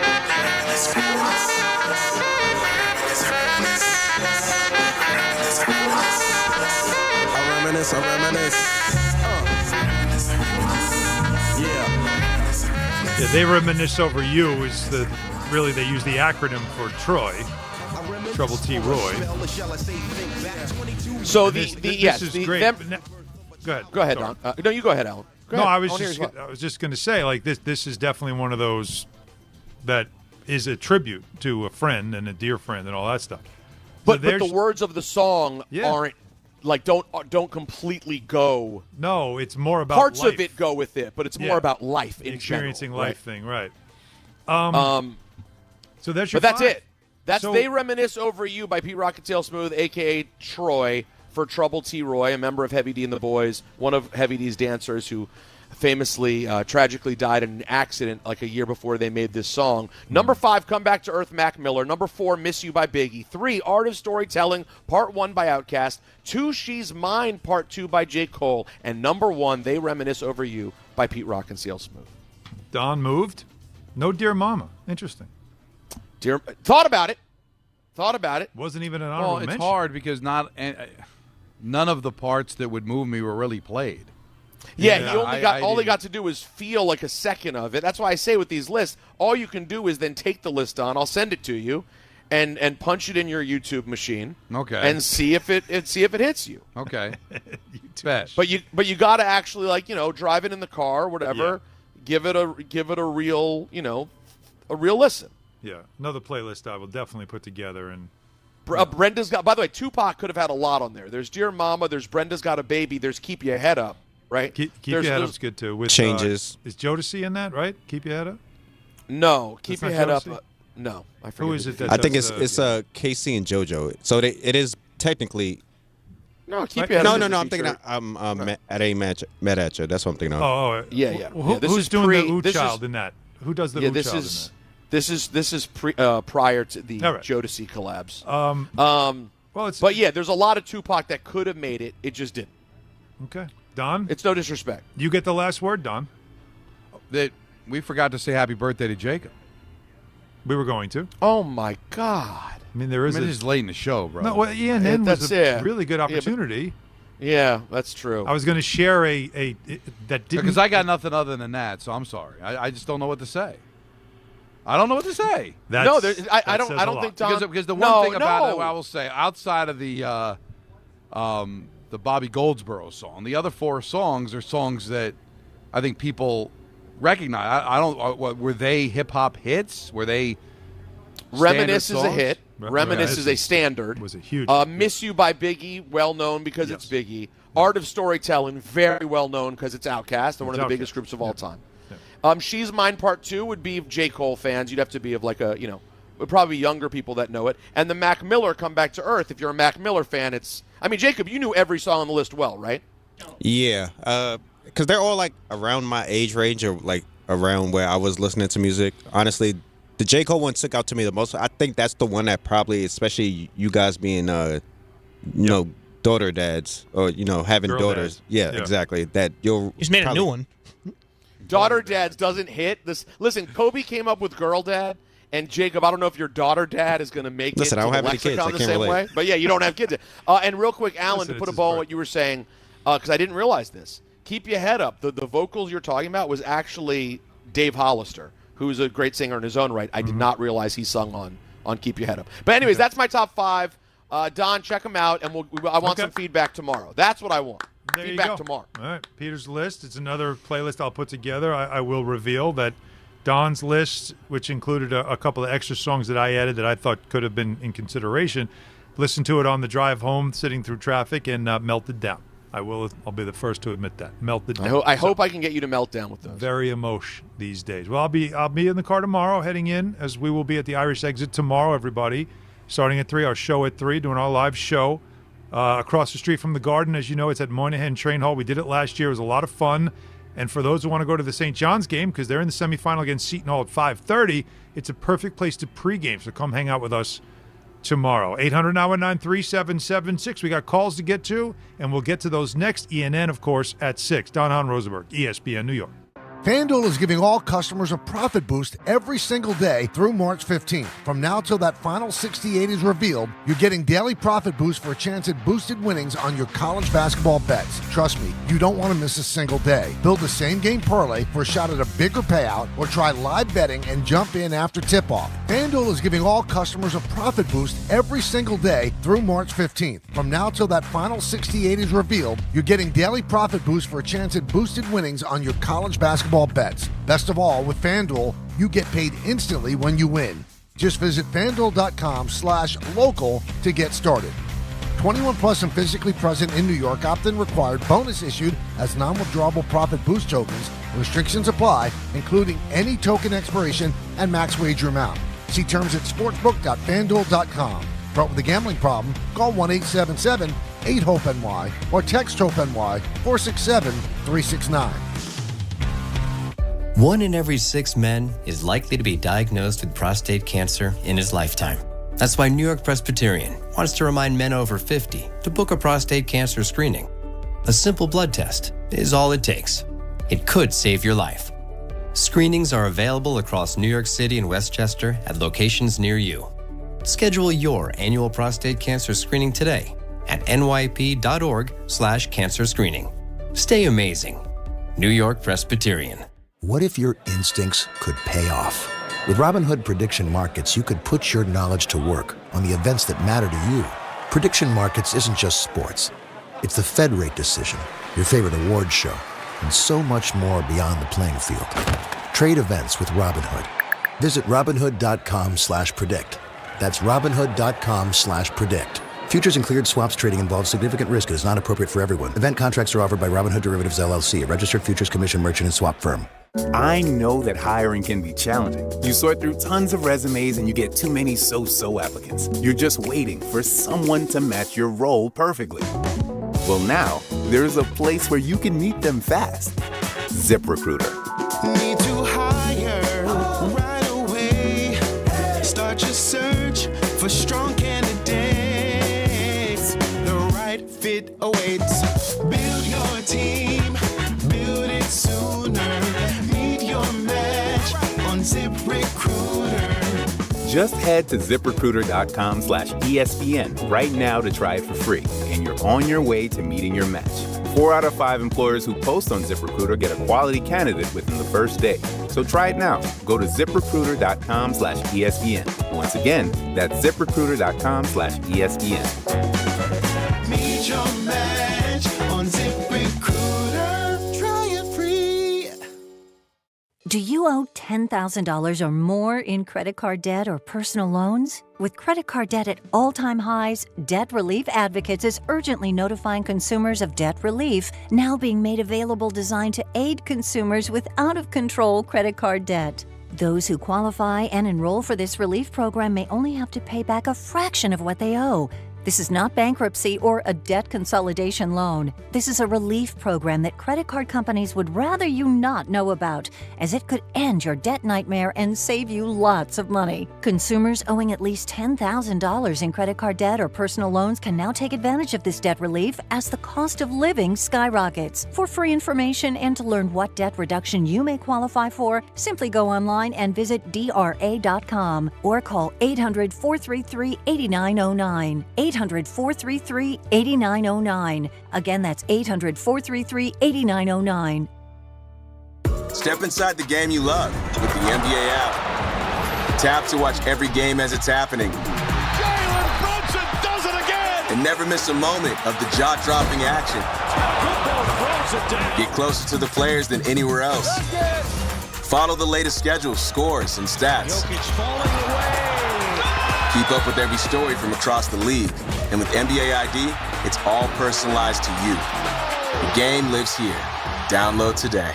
Prizes, flyaways, even cash money. You want it? We've got it. Find a list of all contests and official rules by visiting ESPNNewYorkContests.com. That's ESPNNewYorkContests.com. 25 a month, 5 whole years. Same sweet number in your ears. Check it in a year, check it in 5. This ain't my optimum 5, but price is still alive. 25 a month, 5 whole years. Same sweet number in your ears. Get Optimum famously fast fiber internet. Optimum.com/25 for 5. Or call 8884-OPTIMUM. Terms apply. See Optimum.com for details.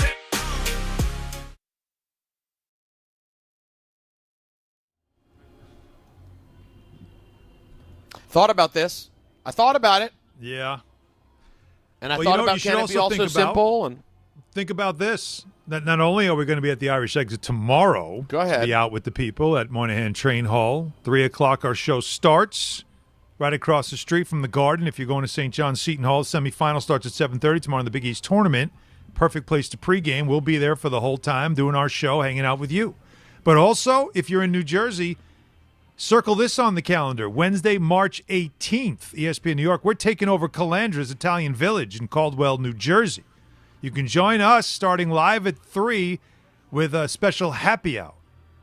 So you don't want to miss, of course, hanging out with us, talking sports, getting you ready for a huge night on the ice. Then stick around because we have some hockey. Rangers and Devils, it's a watch party we're doing, and Don's going to be there because, Yes. Don, you're not working again that night, are you? No, it's on TNT. Yeah, so Don's free. He's going to be there with us. Rangers Devils watch party. That's 7 p.m. puck drop. So right after we're done with our show, we're going to do that with you as well. Big screens, great food, unbeatable atmosphere, and, of course, the best fans in hockey all under one roof, and Don LaGreca. Reservations, by the way, recommended. To book your table, call 973-226-8889. See us, Don, Hahn, and Rosenberg, live at Calandra's Italian Village in Caldwell, New Jersey. That's Wednesday, March 18th. Whatever's left in your tank after St. Patrick's Day, come hang out with us. Well, it starts, of course, with our show at 3 p.m. I'm going to have an old-fashioned on that, I think. I think you should. I think you should have two. What about you, Peter? Oh, you said partake in a beverage? Yeah, an Or old-fashioned. a wing? Maybe two. Oh, an old-fat? Once the game starts, you mean? Yeah. Oh, yeah, God bless. Okay. Well, God bless. But I guess you're not. Yeah. You're out. You're No, good. no. What do you mean? No, I'm saying God bless. I'm down. Yeah. Okay. God bless means I'm into it. I love it. Yeah, I mean, now listen, I'd have to get a car service if I wanted to participate in more than one lovely, luxurious beverage. Okay, man, that makes sense. Yeah. But it's a week. It's a weeknight. You're talking about Wednesday. You're talking about next Wednesday because we also Yes, have we are. we feel like having a beverage tomorrow once we finish up the old program. You know, I have a game after the game tomorrow night. Oh. So that would I have to be a Sam Adams or a Sun Cruiser, I would think, though. Yeah, you definitely. By the way, well, maybe I two would of each. Probably go. Get a either. bucket for a good group of fans. I mean, I like the Listen, bucket. Oh. No offense, it's Friday. Goodbye. Yeah, we love you. But on Wednesday. Oh, we're wait, gonna you're be- saying to me. So you're saying to me, Don, no offense, it's Friday, you're out. Yes. Oh. But Wednesday. But Wednesday, we're It's a hockey watch night. party. It's a hockey night in Jersey. Yeah, but I don't know. I don't quite understand the difference because I would think either way, you're missing. By the time you get home, you're missing kids' time, right? Well, it's a Friday. They step a little later on Friday. God, But we'll so you see. might get a little Let's see how the day matures. That's right, and you got to check the traffic. If you check the traffic, it may be awful leaving. You think, hey, I'd rather hang out for an hour. You know, maybe we go to the Garden and take in Yeah. some basketball to you and me. You know, while we're deciding on all that stuff, yes, we should talk about things that are definite, and that is that I'm big on having a game plan. Like we're trying to put together a game plan for Friday. On the ice and at home, which is why we use Viking Pest Control. Myself, Look at this guy. as the pest control provider and proud partner of the New Jersey Devils, where I am right now at the Rock, Viking has been protecting homes for over 45 years with expert pest control service and solutions tailored just for you.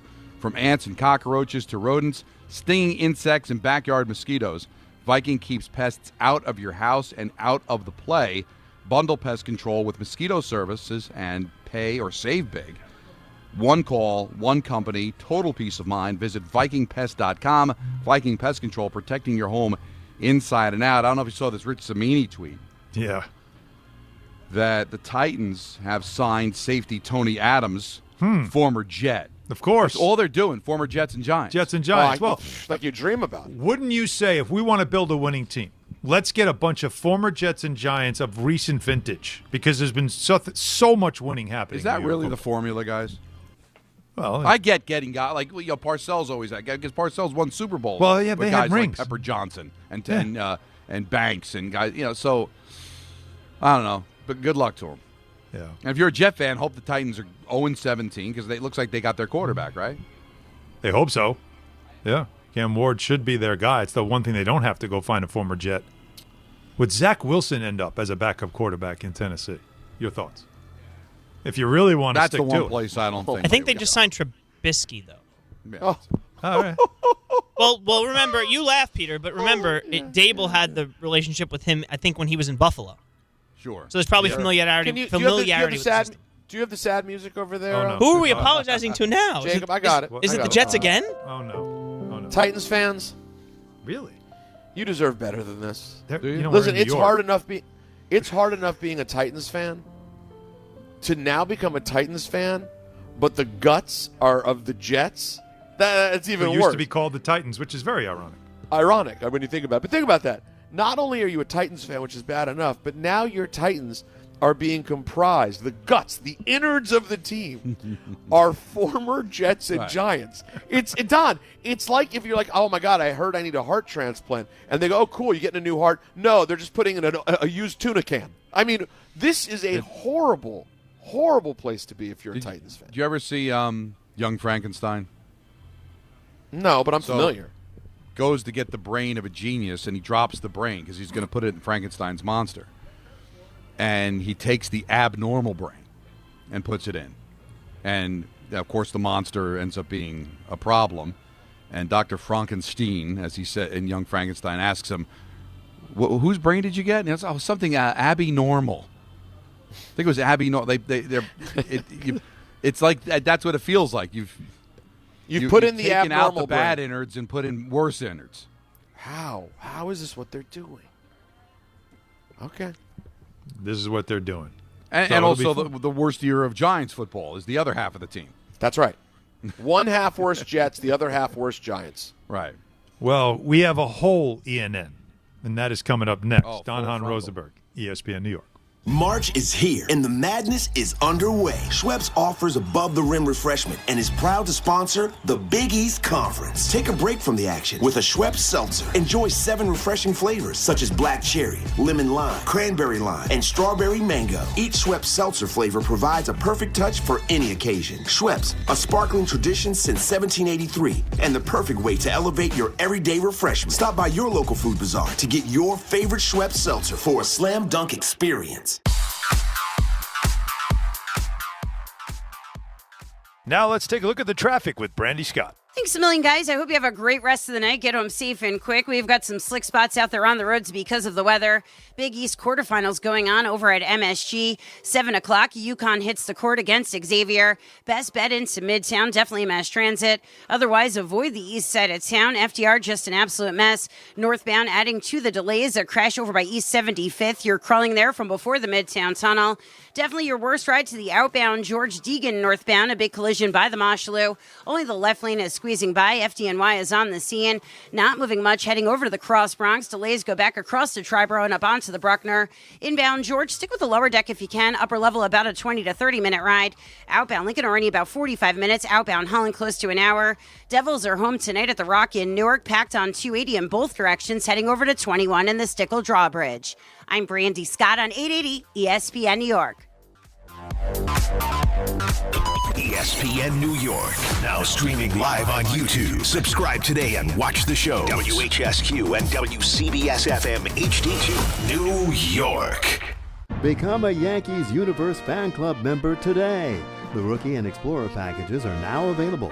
All Yankees Universe members receive a membership card, 2 tickets to a 2026 Yankees home game, access to a members-only website, and MLB audio at bat. Plus, Rookie members get an official New York Yankees t-shirt. A portion of all proceeds benefits pediatric cancer research at Memorial Sloan Kettering Cancer Center. Join Yankees Universe today at yankees.com/universe. At City Harvest, we believe no New Yorker has to go hungry. With your help, we're on the road 365 days a year, rescuing over 77 million pounds of nutritious food and delivering it free to millions of New Yorkers, transforming surplus food into sustenance, sustainability, and smiles, rallying thousands of New Yorkers to power a network of nourishment across our city. One day, one meal, and one New Yorker at a time. That's how we feed good. Donate at cityharvest.org.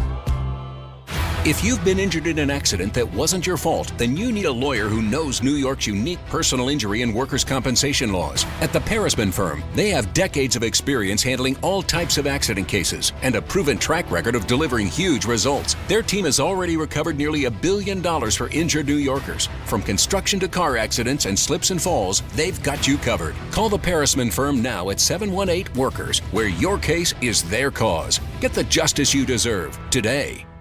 I'm Boomer Esiason. My mom died from cancer. She was only 37 years old. She didn't have life insurance, and that was devastating for my family. That's why having life insurance is so important to me. Ethos makes it fast and easy. Get a quote in seconds, apply in minutes, and get same-day coverage. You can get up to $3 million in coverage with no medical exam. Get your free quote at ethos.com/play. That's ethos.com/play. Paid spokesperson. Time spent on application may vary. Online health questions required. ESPN is now the home of MLB.tv. If you have the ESPN Unlimited plan, you'll get a $15 discount on the 2026 seasonal MLB.tv package. And if you don't, no problem. When you sign up for MLB.tv, you'll receive a 1-month free trial of ESPN Unlimited. Cancel anytime without losing your MLB.tv access. Get in on the action at stream.espn.com/MLBTV. ESPN Unlimited auto renews at $29.99 per month after free trial unless canceled. Blackouts and other terms apply. This is an ENN Special Report. Now reporting. The very handsome Jewish man, Peter Rosenberg. We should talk some sports. Do what you want. It's ENN. Peter Rosenberg!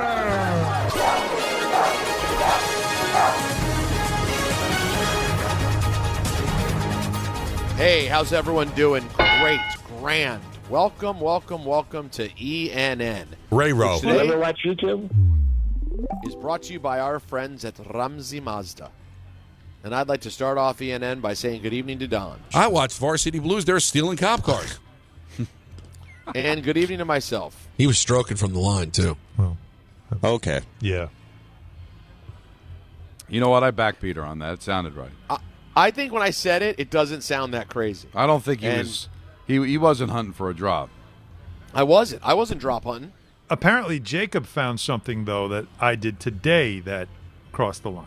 Oh, yeah, jacking it up. I mean, we didn't cut it, but you jacking didn't cut up. it? No, Oh. jacking it up is stroking it from the line of Jace. Yeah, It is. No, that's a good point. Also But they- acceptable. But yeah, I both think are Peter's is legitimate phrases. Also acceptable. I agree.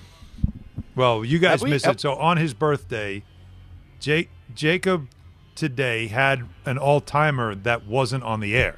He's Oh, lucky. no. Really? we were talking during the break, and I'm like, I can't believe that wasn't like that. Should have been a drop. It was that good. And I think you boys were like just coming back from the bathroom, so I'm screaming in your ear, all right, guys, we got a minute. But I combined minute and month and made it like a new word. It so was a. Why month, you think? Why that happened? I don't know. I don't know.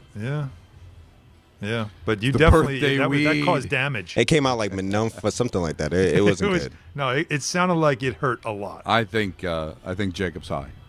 You think he's high? Well, you know what? It's his birthday. If that's what he wanted to do today, I support it. You guys know. That's right, Jake. If not now, later, I'm sure.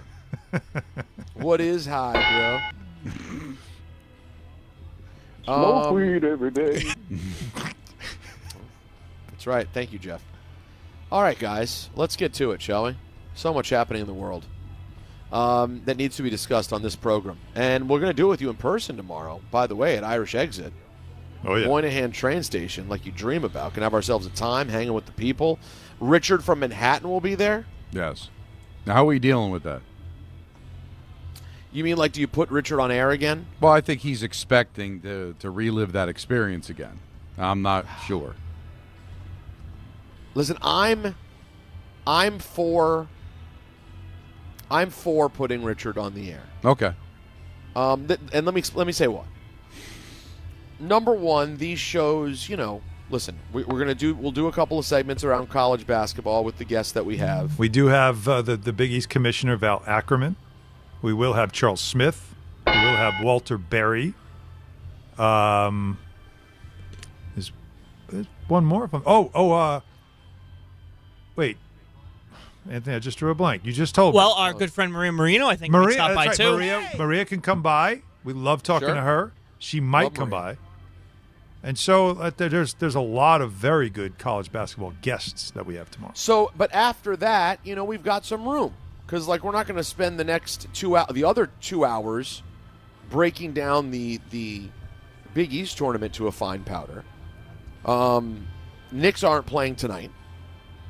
So the way I look at it is, Don, we have some room. And is a little, is Big Dick in Manhattan something that gets the people going? Well, will people enjoy it? If you see Big Dick, how do you not put him on? Sorry, Don? I said, if you see Big Dick, how do you not put him on? That's the thing. What? See, That's again. the thing. Well, I'm you got going to dumped. get Okay, good. And he's What? engaging. Yeah, that had to have been dumped. Why? Well, He just said it. No. You two No. really. You two really. It's Today something. has been a day for No, dumps, wait not a for minute. this show. I don't know what I did. Not for this show. What did I do? Oh, I heard. I heard Bart had a day. Huh? Oh, yeah. Bart had a day. Rick Bart had a had a day. day. I'd like Today to know. I heard. I'd like to know what I did. Did Don get dumped? I think that we get a little too liberal with Richard's the, nickname. correct. Well, I think you can get away. Here's what I would argue, Don, if I was to defend whoever did such a thing, is that when it happens the first time, you can argue that it just kind of happened. But then when you follow it up the second time, again, now, Anthony, would you argue we're doing too much? I think it depends. It's very interesting how I'm going to navigate this. I think it depends on what is said around it that can make the difference. Yeah. As Jacob laughs in the background. Yeah. Yeah. It's what is said around it. Okay. You've had Well- I've cut drops of you saying it. There are others that. But I said him, meaning you knew who I was talking about. If I had A said person. it, well, then that's talking about something else. There's Right. no nuance in language anymore. You know what? He's not allowed on. Oh, my God. all over this. Richard Wow. and Hi, Richard. He's been banned Well, because we don't and know he what didn't to even call. do anything. That's right. He Well, you know didn't it's even do collateral anything. damage. If I got to watch I- what I say around the guy, then I don't want him on. I could be outvoted. I don't- You guys got 2 votes. Go ahead. Have It's a not good the time. You know my most- vote. It's not the most egregious thing that was dumped on this radio station today. It might not Yeah. even be top 5. It's unreal. Can you? I would Yeah. love to hear more. Dance around in it the for me. future. Yeah, what can you dance around Mrs. it? Bart, Come on. I think who Rick. else I don't would it even know what Bart's was. I think Rick's was worse. what did Rick do? What did Rick do? be? Really? Stand by. Oh, Stand by. So something we dumped. We're gonna No, play. he might be. No, I'm going to texting- text you. He's going to text us what was said. And Oh you know my what? gosh. Knowing me, I might repeat it. So Oh, I can wow. figure And it he out. said, "Why can't you say that?" Well, and RJ. and well, What was the what- context? it What's would- the if He's- the again, he wondered why that was dumped. street lingo? It What wasn't are we just the doing word; it was the context in which, as Chris Yeah. Rock would say, it's the context in which the word is being said. here? Yeah. What's the matter with him? Seriously. He We've, doesn't we've partake, lost the does he, plot Alan? a little bit. What, was he free range Rick? Was he home? Now, again, the YouTube audience gets to enjoy all of this. They got to see it or hear it. Hopefully And hear not. Hear it, maybe. It's one thing, like, I'm not surprised he said it, because sometimes he gets lost in the moment. But to legitimately not know why, to question that? What'd I say? All right, guys. Let's I didn't think we'd start this way, but let's go to Miami, Ohio. Miami, Ohio's coach Travis Steele with a message going into Selection Sunday. Just got to stick together. The outside noise has been there all year with our group, right? And the media loves to portray things certain ways. We're just going to stick together. We got to become even tighter, more together in these moments. And our group will. We always respond the right way, man. Big events call for big responses. So we'll move on. We kind of decompress because obviously very emotional in the locker room after a loss. And one of our goals is obviously to win the MAC tournament championship. And the only way you do that is you got to win game 1, right? But again, it doesn't take away from the journey we've had. Because I know, like, in this world, everybody gets caught up in results. That's all the world wants. That's all they talk about. But then when we are at 31-0, then everybody's talking about, oh, everything else matters, right? People contradict themselves all the time. And for us, man, I only care about the journey, and the results will take care of themselves. So just got to move on quickly, and we'll see what our future holds. First of all, I love his voice. Second of all, beautiful voice, right? Complete gobbledygook, but beautiful voice. But then the journey, like once he started going there, that's when you could play the music. But wait, they were look, 31-0, they lost. right? They were 31-0, and they lost in the quarterfinals to UMass. To Marcus Camby and UMass. Well, I don't think Camby's eligible, but they lost, and now they're 31-1, and there were people debating, like Bruce Pearl was debating whether when they were 30-0 or 29-0, they're not a lock. They have to win their conference championship. Okay, that's the context of the media stuff. 'Cause Yeah. I'm wondering, you were 31-0. Who's Yeah. complaining about you? And this is 5 minutes after the game is over. They're but I guess saying- the narrative going in was they had to still They had to win win the the tournament because that's the automatic it's- bid. it's because a match, their it's a strength match. of schedule is not there. But they're ranked, though. But they are But- ranked. But that was I'm not saying it's right. I disagreed with it. But that had been the narrative around them as they continued to stack wins. they It were got to ranked- wait a minute. They can't. They're still going to have to win because strength of schedule. They didn't really beat anybody of Sure. significance. But once they got to 30 wins, I didn't think they still should be a 10 Well, wait a seed, minute. 11 Where seed. were they ranked going into the game? Were they 18th? They might have been 18th. So it's a very good possibility they will not be ranked after that loss. But down below 50? No, they're in, and I think they could be at like an 11 seed at worst. Come on.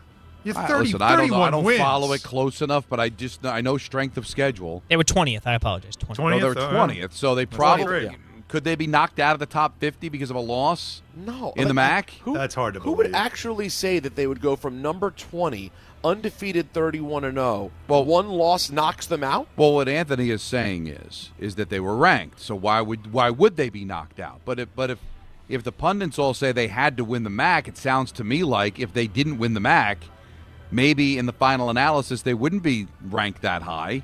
Mm-hmm. Lenardi had him in his last 4 in, I believe. Heading into today. Let's hear from Lenardi. He was asked. Lenardi was asked about it. Let's hear. All right. It will give fuel to the skeptics that say, see, schedule strength, conference strength, whatever the case may be, to make an argument. Now, I'm in the camp that 31-0 is 31-0, and I don't care if you're playing in the local CYO league. If you win 14 true road games, you're doing something that's really, really difficult. And since seeding began in 1979, they're just the 7th team to do this in the regular season. The other 6 were all 1 seeds. So, yeah, the Red Hawks are not a 1 seed. No one is saying that. But there's a whole lot of highway in between a 1 seed and missing the tournament. And if they're not in at 31-0, a perfect season, I think we've lost the plot. Well, I agree. But again, I don't follow it. But if opponents are a problem, and I can understand that if you're in the MAC, and that the 31-0 is Fugazi, it's not going to look good that you didn't win your conference.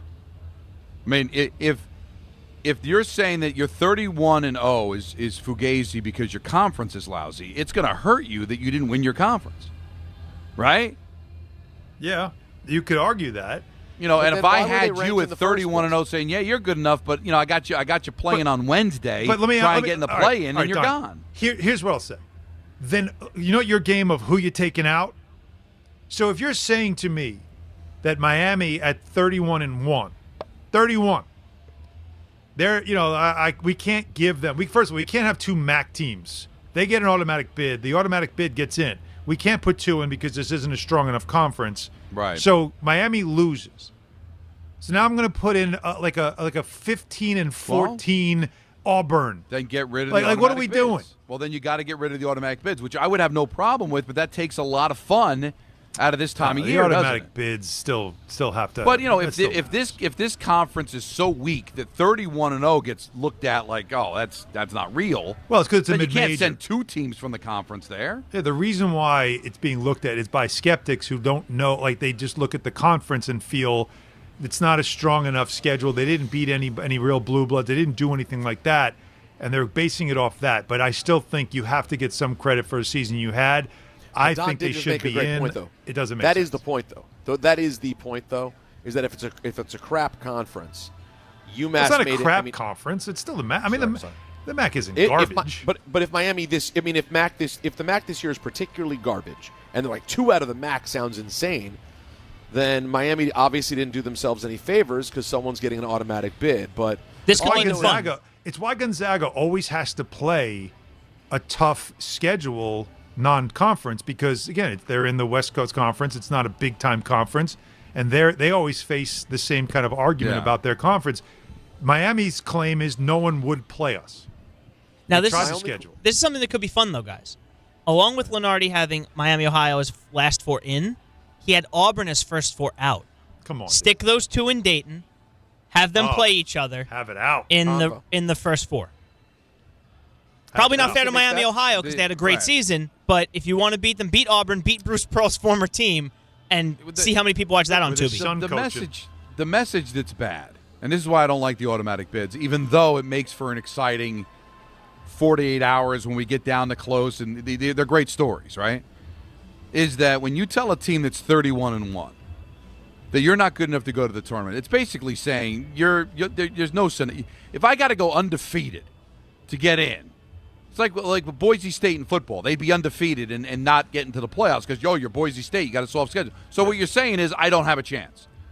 There's no scenario in which I can win the national championship. Then why am I even bothering? Right? If undefeated, if I got to go undefeated to be one of 68 teams, give me a break. Don, I'm going to say it again. If I told you they have to come out and I got to put in a 15 and 14 team that could just because they play in the SEC, you want a team that's mediocre? Just because they're an SEC team? Then get rid of the automatic bids, but everybody flip out about that. I will see you guys tomorrow. All right, Don, have a great call. Hall. Love you. So long, friend. My man. My Peter? question is, in that game yesterday, Miami, Ohio versus UMass, how did Dana Dingle play? I don't think what about Dante Bright? No, I'm gonna do it. Hang on. Dana Dingle? Dana Dingle's a pretty good one. How about Edgar Padilla? No relation to Dana Dane. No. Who was the next one? Ed what? Edgar Padilla. Cranepool. Oh, Edgar Padilla. Now, that was a team. UMass team was hot. That was a team. Yeah. Those were good teams. Cal's UMass team? Yeah, those teams were good. Dana Dingle, Dante Bright, Edgar Padilla, Derek Kellogg, Lou Rowe, Marcus Camby, Carmelo Travieso. Lou Rowe was good. Team was loaded. I forgot UMass left the A10 until this moment when I saw that they beat Miami, Ohio in the MAC. I mean, they're really? in the MAC, right? Yeah. Crazy. I mean, they ruined the game. Listen, I hate to be that. Well, it's where we are. Big East tournament. And I keep talking Creighton. I'm like, Creighton, Big East still doesn't. I know. That's one of the compute. worst ones. That Doesn't one's compute. one of the most repug. Doesn't make sense. Did you guys see Creighton's a repug? No, respectfully, Creighton. No, Creighton's a good program. No, Creighton's a mid-major dude. Like that's just they're not Big East. They're mid-major. It's crazy. It doesn't make sense. In my brain I'm can't. not gonna disagree. Can't. Now, did you guys? Do you guys happen to see that I'm a bad guy, and maybe Anthony can find it. We wouldn't be able to play it. Interesting. But just to get the name. Good. I saw a Chicago sports talk host just going off on John Smoltz yesterday. Have you ever seen anyone who just crushes John Smoltz? And then it starts making you think about the point that they're making, and I have to say I did kind of get it. You want to help? Yeah, I'll help. I don't. It's basically if you pay attention to John Smoltz and his general tone, basically every time he talks, whether directly or subtly, he's talking about how the game sucks now and used to be great. Is he the Charles Barkley of baseball? See, but Charles to me does it in a way that's you can't compare Charles Barkley and Smoltz. It's delivery. It's all delivery. Because Charles is funny, and Smoltz sounds very serious. Yes, because he does have that tone about him. That sullen tone. Yes. And it's a little monotone, a little get off my lawn-ish. Charles is still get off my lawn, but he's having so much fun and being so silly that you don't get mad in the same way. I guess. But you do? You do? Do you get mad at Charles? No, I don't. But I think people do. But what you're yes, he does piss off a lot of people in basketball because of some of the things that he says. But there are times that when he does do that, you can't deny it. Like you're like, no, there's no lie there, right? So he's always in that keeping it real mode. You're just not always going to like it. But I think, it's funny. They're probably they're your two uncles, where one's a little goofier and funnier, and the other one's a little more serious, but they're both haters. Oh, yeah, they're both haters. I would just rather hang out with the fun one. But the fun hater, I now, guess. Alan mentioned earlier the big game of the night, the Celtics at the Thunder. Mm-hmm. Just so you know, that's a prime vehicle tonight. Of course it is. Why of wouldn't course it be? is. 7 o'clock, Philly, Detroit, the first prime game. You got to suffer through that. Ugh. And then you get to Celtics Thunder. Yeah, so no weird, Maxey man. with Philly. Like Philly's been nasty. tough to deal with. Yeah, it's nasty. Yeah. Yeah, but like you always think of Thursday being a TNT night still, but nope, Thursday is it's prime. And one thing that Barkley said, how much he hates it, I don't know where to go to find a game. See, he says the real stuff. Yeah, he does. Don't know where to go. Now, How do I hold watch on. the game? I have no idea where to go. Hold on. Now let's keep this going. Hold the phone. Prime is tomorrow as well. In terms of your national schedule, because we're getting to the home stretch here where you got a lot of national stuff. Okay. Prime again tomorrow. Now, you'll be locked in, of course, everyone, to the Knicks and Pacers. Of course you will. Nothing like the Knicks going to Indiana to take on the 15-50 Indiana Pacers. Listen, when these two teams meet, you throw the records away. Yeah, especially when And when there's you're no Indiana, Halliburton, you they've really want to completely throw given the up. record away. Yeah, you literally don't even know if you have a record. So, but tomorrow night's national games are prime again. Cleveland at Dallas, Repug, on 7:30 on Prime. Oh, that you need a barf bag for that one. The second one you could at least have some fun. The nightcap at 10 is Minnesota at Golden State. Well, not great, but by the way, update on Steph Curry, reevaluated in 10 days. So still out, which means he also won't be at the Garden Sunday night. So he won't make his lone Garden appearance because he's still out with injury. That sucks. So that game also doesn't have the same sizzle as it not the same sizzle would have. Saturday night, your ABC vehicle is the Nuggets and the Lakers in Los Angeles. I like that. That's a little something. I like that. Yeah, very close in the standings, the two of them. Star power. Will LeBron return? They've been playing well without him. Denver really needs to start turning it on. They're very much in like that Knicks mode of what do we know about this team? Because there are games they play really well. That Thunder game this week was great. And there's other times with the Nuggets you're like, are you guys serious? What are they? And then you'll get the aforementioned Steph-less Warriors at the New York Knicks as your Sunday night national game. That's your Sunday night NBC basketball, Peacock. right? Yeah. Yeah, there you go. I'll be on the radio call right here on ESPN New York. Oh. Yeah. On the local radio call. On the local, yes. ESPN New York. Look at you. Myself and Tyler Murray. So if you're keeping track this year, Alan has done Knicks pre and post. He's done Knicks television color commentary. Yes. He's done Knicks radio color commentary, and he's done ESPN national radio commentary. Yeah, I have to keep working. Kyler Murray. Give me the breaking news sound. We have a Shefty bomb. Oh, we got a bomb. Kyler Murray is on his way to Minnesota. Who saw that coming? Everyone. Man, you really got it. Not high on J.J. McCarthy, huh? Everyone saw it. Really not feeling J.J. to bring in Kyler, huh? If you're a J.J. McCarthy, what's in your brain right now? Dude. I'm taking on the challenge. I'm ready for it. I'm going to battle him for the job. And back to the point I was making earlier, just about how damn hard it is to know whether or not you ever have a quarterback. Like all of these teams thought they had a guy. Yeah. Minnesota thought they had a guy in J.J. McCarthy. Mm-hmm. Arizona thought they had a guy in Kyler Murray. Yeah. And now somehow.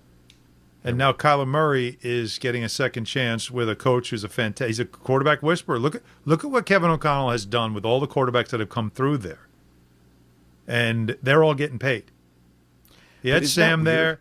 It wasn't Daniel there, right? Like they are.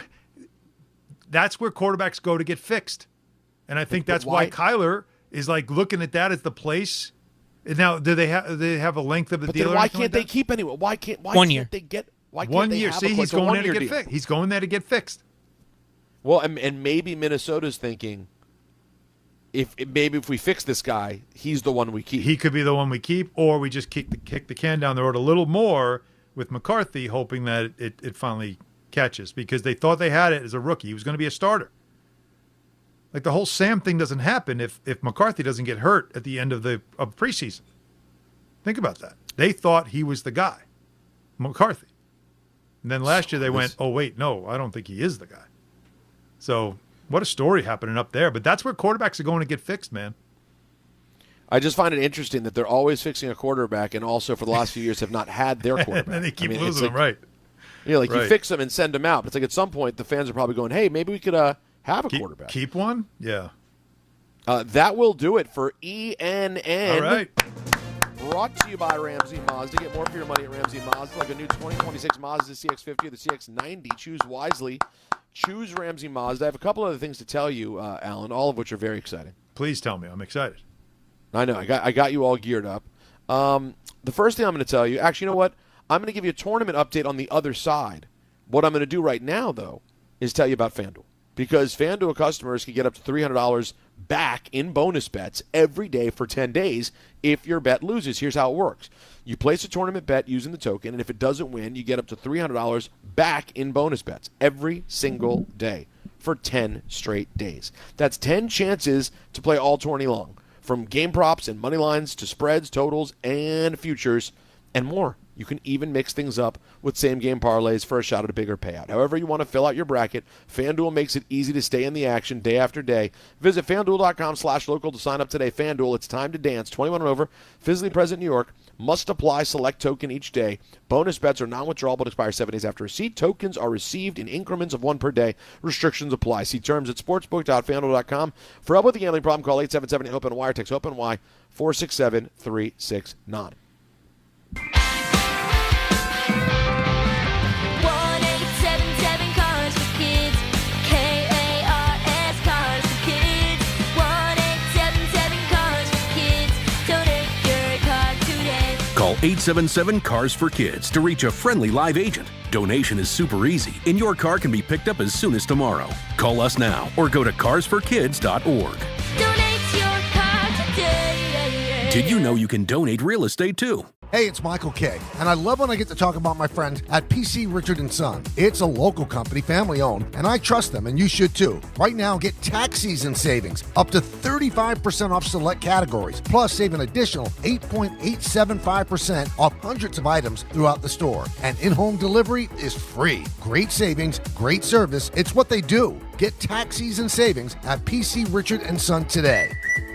Some exclusions apply. Free delivery on mattresses, $399 and up, excludes Manhattan. The NBA moves fast, and the stars move faster. With DraftKings Sportsbook, the #1 sportsbook for live betting, you're never a step behind. DraftKings keeps pace with every play, offering industry-leading live betting, dynamic odds that shift as the game unfolds, and more open markets more often. They're live when others aren't, so you're always in the game when it matters most. Get in on the action with live player props as the most exciting performances unfold in real time. Download the DraftKings Sportsbook app and use code WHSQ. That's code WHSQ. In partnership with DraftKings, the crown is yours. Gambling problem? Call 1-800-GAMBLER. In New York, call 877-8-HOPE-NY or text HOPE-NY 467-369. In Connecticut, help is available for problems gambling. Call 888-789-7777 or visit ccpg.org. Please play responsibly. On behalf of Boot Hill Casino and Resort, Kansas, pass-through of per-wager tax may apply in Illinois. 21 plus age and eligibility varies by jurisdiction. Void in Ontario. Restrictions apply.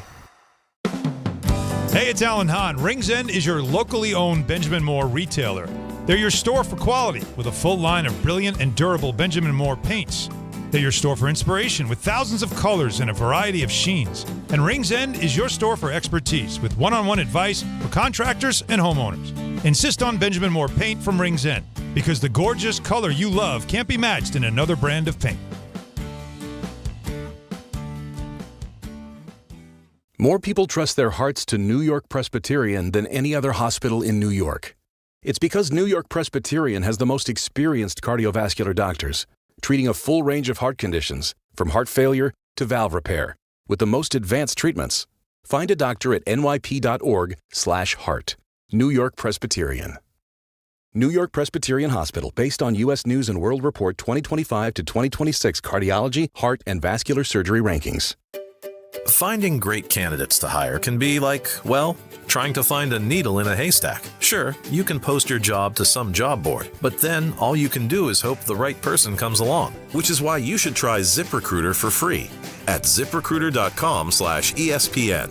ZipRecruiter doesn't depend on candidates finding you. It finds them for you. Its powerful technology identifies people with the right experience and actively invites them to apply to your job. You get qualified candidates fast. So while other companies might deliver a lot of hay, ZipRecruiter finds you what you're looking for. The needle in the haystack. See why 4 out of 5 employers who post a job on ZipRecruiter get a quality candidate within the first day. ZipRecruiter, the smartest way to hire. And right now, you can try ZipRecruiter for free. That's right, free at ZipRecruiter.com/ESPN. That's ZipRecruiter.com/ESPN. ZipRecruiter.com/ESPN.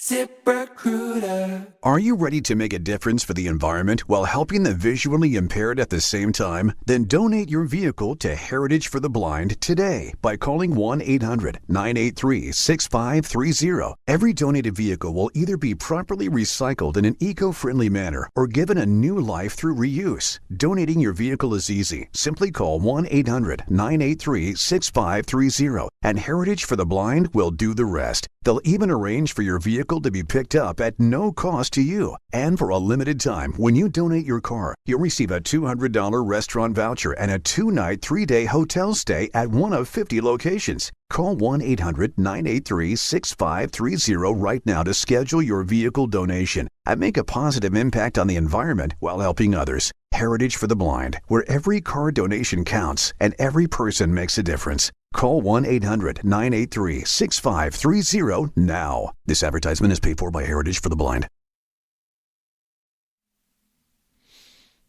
All right, time now for your tournament update brought to you by Schweppes. In the Big East tournament, St. John's and Seton Hall won their games, and now they'll face each other tomorrow in the semis at 5:30.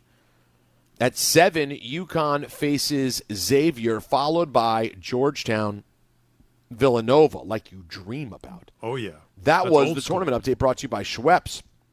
College hoops, biggest stages here. Celebrate with Schweppes at ShopRite, 1121 Jerusalem Ave in Uniondale, and meet former All-American Charles Smith and Walter Berry Friday from 11 a.m. to 1 p.m. That's on Friday, March 13th, tomorrow, before they come hang with us at the Irish Exit. And we are efforting some sound from Geno Smith. So I'm excited for the sound. I liked the sound of what I saw here. What you saw, what he said, yeah. So that's coming up momentarily. But let me tell you what Erik Spoelstra had to say moments ago when it comes to the 83-point performance by Bam Adebayo that had everybody in the world debating whether or not it was ethical and how it was done and whether or not Spo should have taken him out at some point because it got ridiculous. He said this, quote, "I apologize to absolutely no one, period," end quote. He's sticking to it. And look, I don't blame him.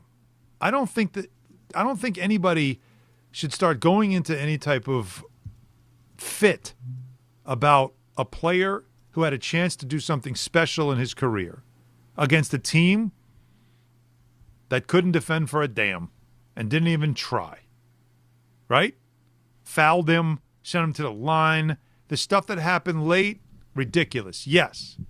But are you really, as a coach, going to do that to your player? Listen, you're getting too close to 80. It's not right. I'm taking you out. Hell no. Let the player say, "Coach, this is getting stupid. Let me out. I don't want to get the record this way." If the player says it, yeah, of course you take him out. But as a coach, I don't think at the professional level that's up to you. Do you agree? Yeah, as a professional, that's not what your job is anymore. But it's again, look, you'll take a player out if he's hurting your team's chance to win a game. The game was already won. If a player's going for a record and he's all about it, he wants to play, he wants to go for it, and the team is into it. And I'm telling you, your Spo, he thinks his team is turning a corner. They have been garbage all year. They're a high-scoring team that doesn't defend. They've had bad games. But the last 5 games, they're looking like a team that's starting to figure it out. They've played a lot better. Why would you not want to have an awesome moment to rally people if you're starting to feel it? Wake up your room, create some type of momentum. I think Spo was coaching that thing into what could this become for us late in the season, down the stretch. Could this be a galvanizing moment for us? I think he was looking at it that way and wasn't even at all thinking, nah, this is no way to get a record. Come on, man. So he shouldn't apologize, and no one should take him to task for it. It's the Wizards who deserve all of the vitriol. Totally agree. Any vitriol you have should be at the guys who are literally standing there watching him dunk. The idea that the Heat should sit him down out of some sort of respect for the game or Bam shouldn't what? These moments don't come along every day. You got to go for it. Like, what would have Kobe done in that situation? Kobe would have stepped on the throat and taken as many points as he could. He would have scored 100. You're going to let me score. I'm scoring. Kobe would have scored 100. That's for sure. Well, I've already said that the stats tell you he could have gotten to 100. He had enough shots. But the he thing had enough is, FGAs to get there, man. Like, it could happen. We know how you feel about FGAs, but the fact that Bam was even in the conversation, given the kind of scorer he is kind of crazy. Right. Think about the kind of scorer Kobe is. Dude, Allen, he could have had 110. Yeah, well. I mean, we're talking about a completely different level. I mean, if Bam's Kobe not a three-point shooter, and he made 7 threes, which for him is a big deal. Yeah. But anybody else that you could have put up a you true could have gotten scorer. 10. Yeah. No, that's why I said like we are looking at this game and people who are, especially people who really aren't into basketball, who always are seeking that reason to tear the sport apart. You could say what you want about how much of a farce the ending was. And to watch it, yes, there were moments where you're like, what are we doing? But more of it was about what the Wizards were doing. Like, guys, you know he's got 70, right? Like, are we going to just say we're triple teaming this dude and not letting him get it? Like, at some point, when he had 52 in the third quarter, that's when you as a team just decide, I don't care, the water's off. This guy's not getting any more. We're not letting him do it. And instead they're like running around, fouling. They're falling into each other. They're not sprinting back on defense, letting him get wide open. Like, it was the dumbest defensive effort you could ever imagine for an NBA, for a professional team in that moment. They collectively allowed it to happen. So if you want to be pissed off at anybody about this, you get pissed off at them, not at the player who decided, I can put my name up there with two of the greats of all time. I'm going to do that. It's not a problem. Hey, get ready, New York soccer fans. New York City FC is back at Yankee Stadium for a massive showdown against Inter Miami on Sunday, March 22nd. Soccer's back, everybody. Kickoff is set for 1 p.m. Now, you don't want to miss this huge matchup. Be there when the boys in blue take on the field. Take the field. Isn't it the pitch? Take the field. Well, it's Yankee Stadium, so I guess it's a field against Miami. For your chance to be there in person, you can enter now at ESPNNewYork.com or through the ESPN New York app. Tickets are available now at Ticketmaster.com/NYCFC. 800-919-3776. So before we get to any of the Geno Smith stuff, why don't we get a couple of calls in here? We do have some reaction to your list, Peter. Okay. Justin in Delaware on the list. Go ahead, Justin. What's going on, guys? How you doing? Good. All right, Peter. I love the list. I just have two more that are emotional on some different levels. Okay. I got Keisha's Song by Kendrick Lamar. Okay. And I got For Your Eyes Only by J. Cole. It's funny, J. Cole, when I was looking around today for different songs, J. Cole has more different songs that make these sort of emo playlists than anybody. It's like he's really good at tapping into it. The question that's going to be interesting to be answered tomorrow is that, and also Kendrick, Sing About Me, I'm Dying of Thirst, I considered as well. I had forgotten about that song. Yes, that one too, yes. That one's really, I kind of forgot about that. That's an album cut off Good Kid, Mad City that's just awesome. The interesting part is going to be, like, whether Don, listen, genres of music are all very different. Like, I could put on a metal album, like a classic metal album, Alan, and there's a chance that just given the kind of music listener I am, while I may hear the music, I'm not able to fully get it. Like, music's its own language. Yes. And Don has hip-hop songs he likes, but, like, with the exception of the Wu-Tang album and an Ice-T album, I have never heard of him going super deep into hip-hop like that. Yeah, there's not enough of a depth there to understand. He may like Alan, all of these songs, even the ones, because I know on my list there were a few you didn't know, I fully trust you'll listen to them and come back and be like, oh man, that J. Cole. Like, you'll be able to understand the lyrics. Yeah. You will hear the song and intention.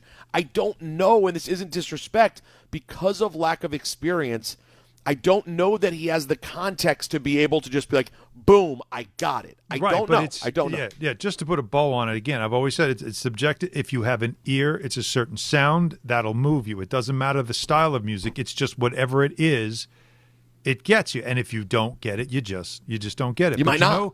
But you know who gets it? Who's that? Rochelle in Queens. You know what she gets? She gets Don LaGreca. Rochelle. Hey, guys. How are you? Good. Hey, Rochelle. Hey, this is Tessa's arch nemesis. You know who it is. Rochelle from Queens. Yes. I have had a relationship with you, Don, in my head since the first time I laid eyes on you. You don't remember that call, Peter? Yes. Yeah. Oh, Rochelle loves her some Don Juan LaGreca. So listen to this. My husband, since Don and I have been together for so long, my husband wants to bring me to meet him tomorrow for the first time. No. This must happen. Yay! So all right, can we confirm, Rochelle, that you and what's your husband's name? Jure. All right, Jure. So Jure and Rochelle will be VIP guests at the show. Okay. Now all right. It's a date tomorrow. Now, perfect. Now you guys aren't going to suggest anything weird to Don, right? Absolutely not. This is all just in my head. Did you not Okay, hear just making sure. the initial phone Good. call?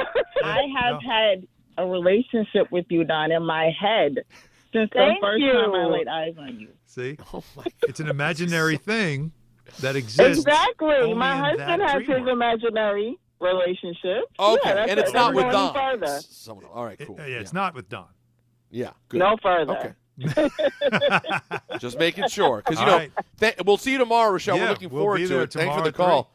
But Anthony, you remember, and Alan, I you love remember this. back in the K show, Michael would suggest certain things about the key parties. Yeah. And I didn't know that if what Rochelle was suggesting by bringing her husband, Oh, no. I know what you're saying. We did explore this the first time Rochelle called. And Okay. then if I'm not, Anthony, correct me if I'm wrong. Husband called after. He called, yeah. Yep. He called to confirm all this. But listen, and we do a couple of different remotes. Look, you guys have been it. We've done Moynihan Hall now for what, two years in a row? This will be, yeah. It is an open bar in the sense of the bar is open. It doesn't mean free drinks. The bar is open for anybody to come sit down and hang out with us. So, but we will make sure to point out Rochelle, and she will have to meet Don. That's what's there you gonna go. happen. All right. Well, last call, crew, 800-919-3776. So get them in while you can. Don Hahn Rosenberg, ESPN New York. 25 a month, 5 whole years. Same sweet number in your ears. Check it in a year, check it in 5. This ain't optimum, 5, but price is still alive. 25 a month, 5 whole years. Same sweet number in your ears. Get Optimum famously fast fiber internet. Optimum.com/25 for 5. Or call 8884-OPTIMUM. Terms apply. See Optimum.com for details.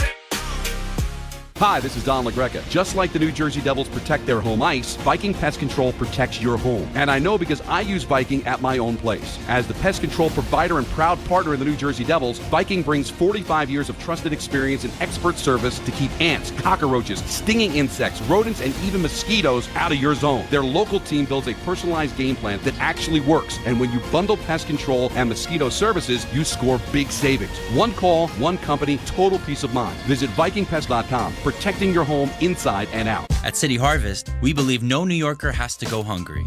With your help, we're on the road 365 days a year, rescuing over 77 million pounds of nutritious food and delivering it free to millions of New Yorkers, transforming surplus food into sustenance, sustainability, and smiles, rallying thousands of New Yorkers to power a network of nourishment across our city. One day, one meal, and one New Yorker at a time. That's how we feed good. Donate at cityharvest.org.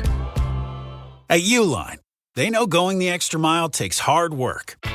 For companies pushing to go further, Uline will go the distance with you. 24/7, they answer the phone to get you the shipping and industrial supplies you need. Business can move fast. Unexpected large orders, adverse weather, new safety guidelines, and changing economic trends. Uline works hard keeping 41,000 items ready to ship, minimizing detours on your way to the extra mile. Visit uline.com. Monkey Sports, built by players for players, is your one-stop shop for hockey, baseball, lacrosse, and more. Find top-name equipment and expert in-store services like sharpening, break-ins, and relacing. Shop in-store at Monkey Sports in Farmingdale or Woodbridge, or online for all the top brands. Whatever your sports, Monkey Sports gets you game ready fast. Monkey Sports, where athletes shop. Presented by Robinhood. He crosses, spins, pulls up. With Robinhood Prediction Markets, buy or sell your predictions all game long. No house odds, just you versus the market. Put your sports IQ to work. Trade every shot, block, steal, run, and moment that shifts the game. With Robinhood Prediction Markets, trade every play. Visit Robinhood.com/predict to start trading. Futures and cleared swaps trading involves significant risk and is not appropriate for everyone. Event contracts are offered by Robinhood Derivatives LLC, a registered futures commission merchant and swap firm. Every 40 seconds, a child is reported missing. That's 2,000 children every single day. It's a heart-wrenching reality that we can no longer ignore.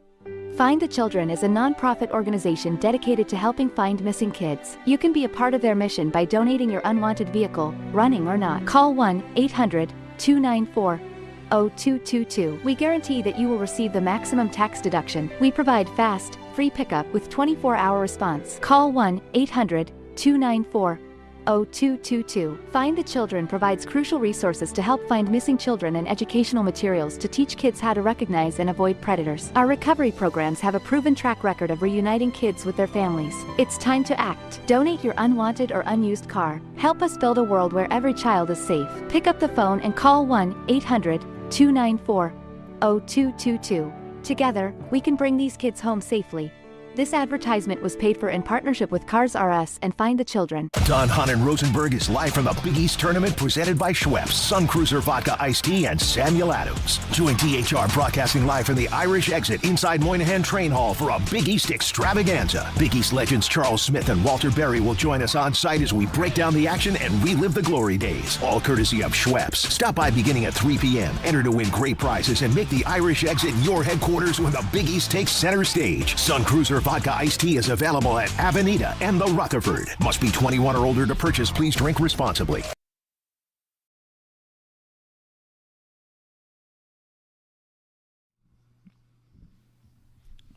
All right, let's do a game time brought to you by Tullamore Dew Irish Whiskey, because when it's game time, Peter. Hey, it's Tully time. It's Tully time. Oh, wow, you mixed that one up. Rangers Yeah, visit remix. the Jets, the Winnipeg Jets, that is. Coverage immediately following Dan Grassa, who follows us in a moment on 880 at 7:30. The Devils, that's why Don is no longer with us. Well, he's with us in spirit, of course, but he is getting ready to cover this game. He'll be calling this game on MSG. Devils and the Flames at 7. And the Nets, they're in Atlanta. They take on the Hawks at 7:30, no Magic City. And coverage of the ACC doubleheader will begin on 10:50. That's already underway, in fact, on 10:50 a.m. Tullamore Dew, the original triple distilled, triple blended, triple cast matured Irish whiskey. Be sure to grab a Tullamore Dew or try the new Tullamore Dew Honey. During today's action, glasses up to enjoying Tullamore Dew responsibly. Dan Grassa, again, will follow us. We do have a lot of what Geno Smith had to say. Do you want to hear a little bit of it here, Peter? Mm-hmm. Because Geno on a Zoom with the media.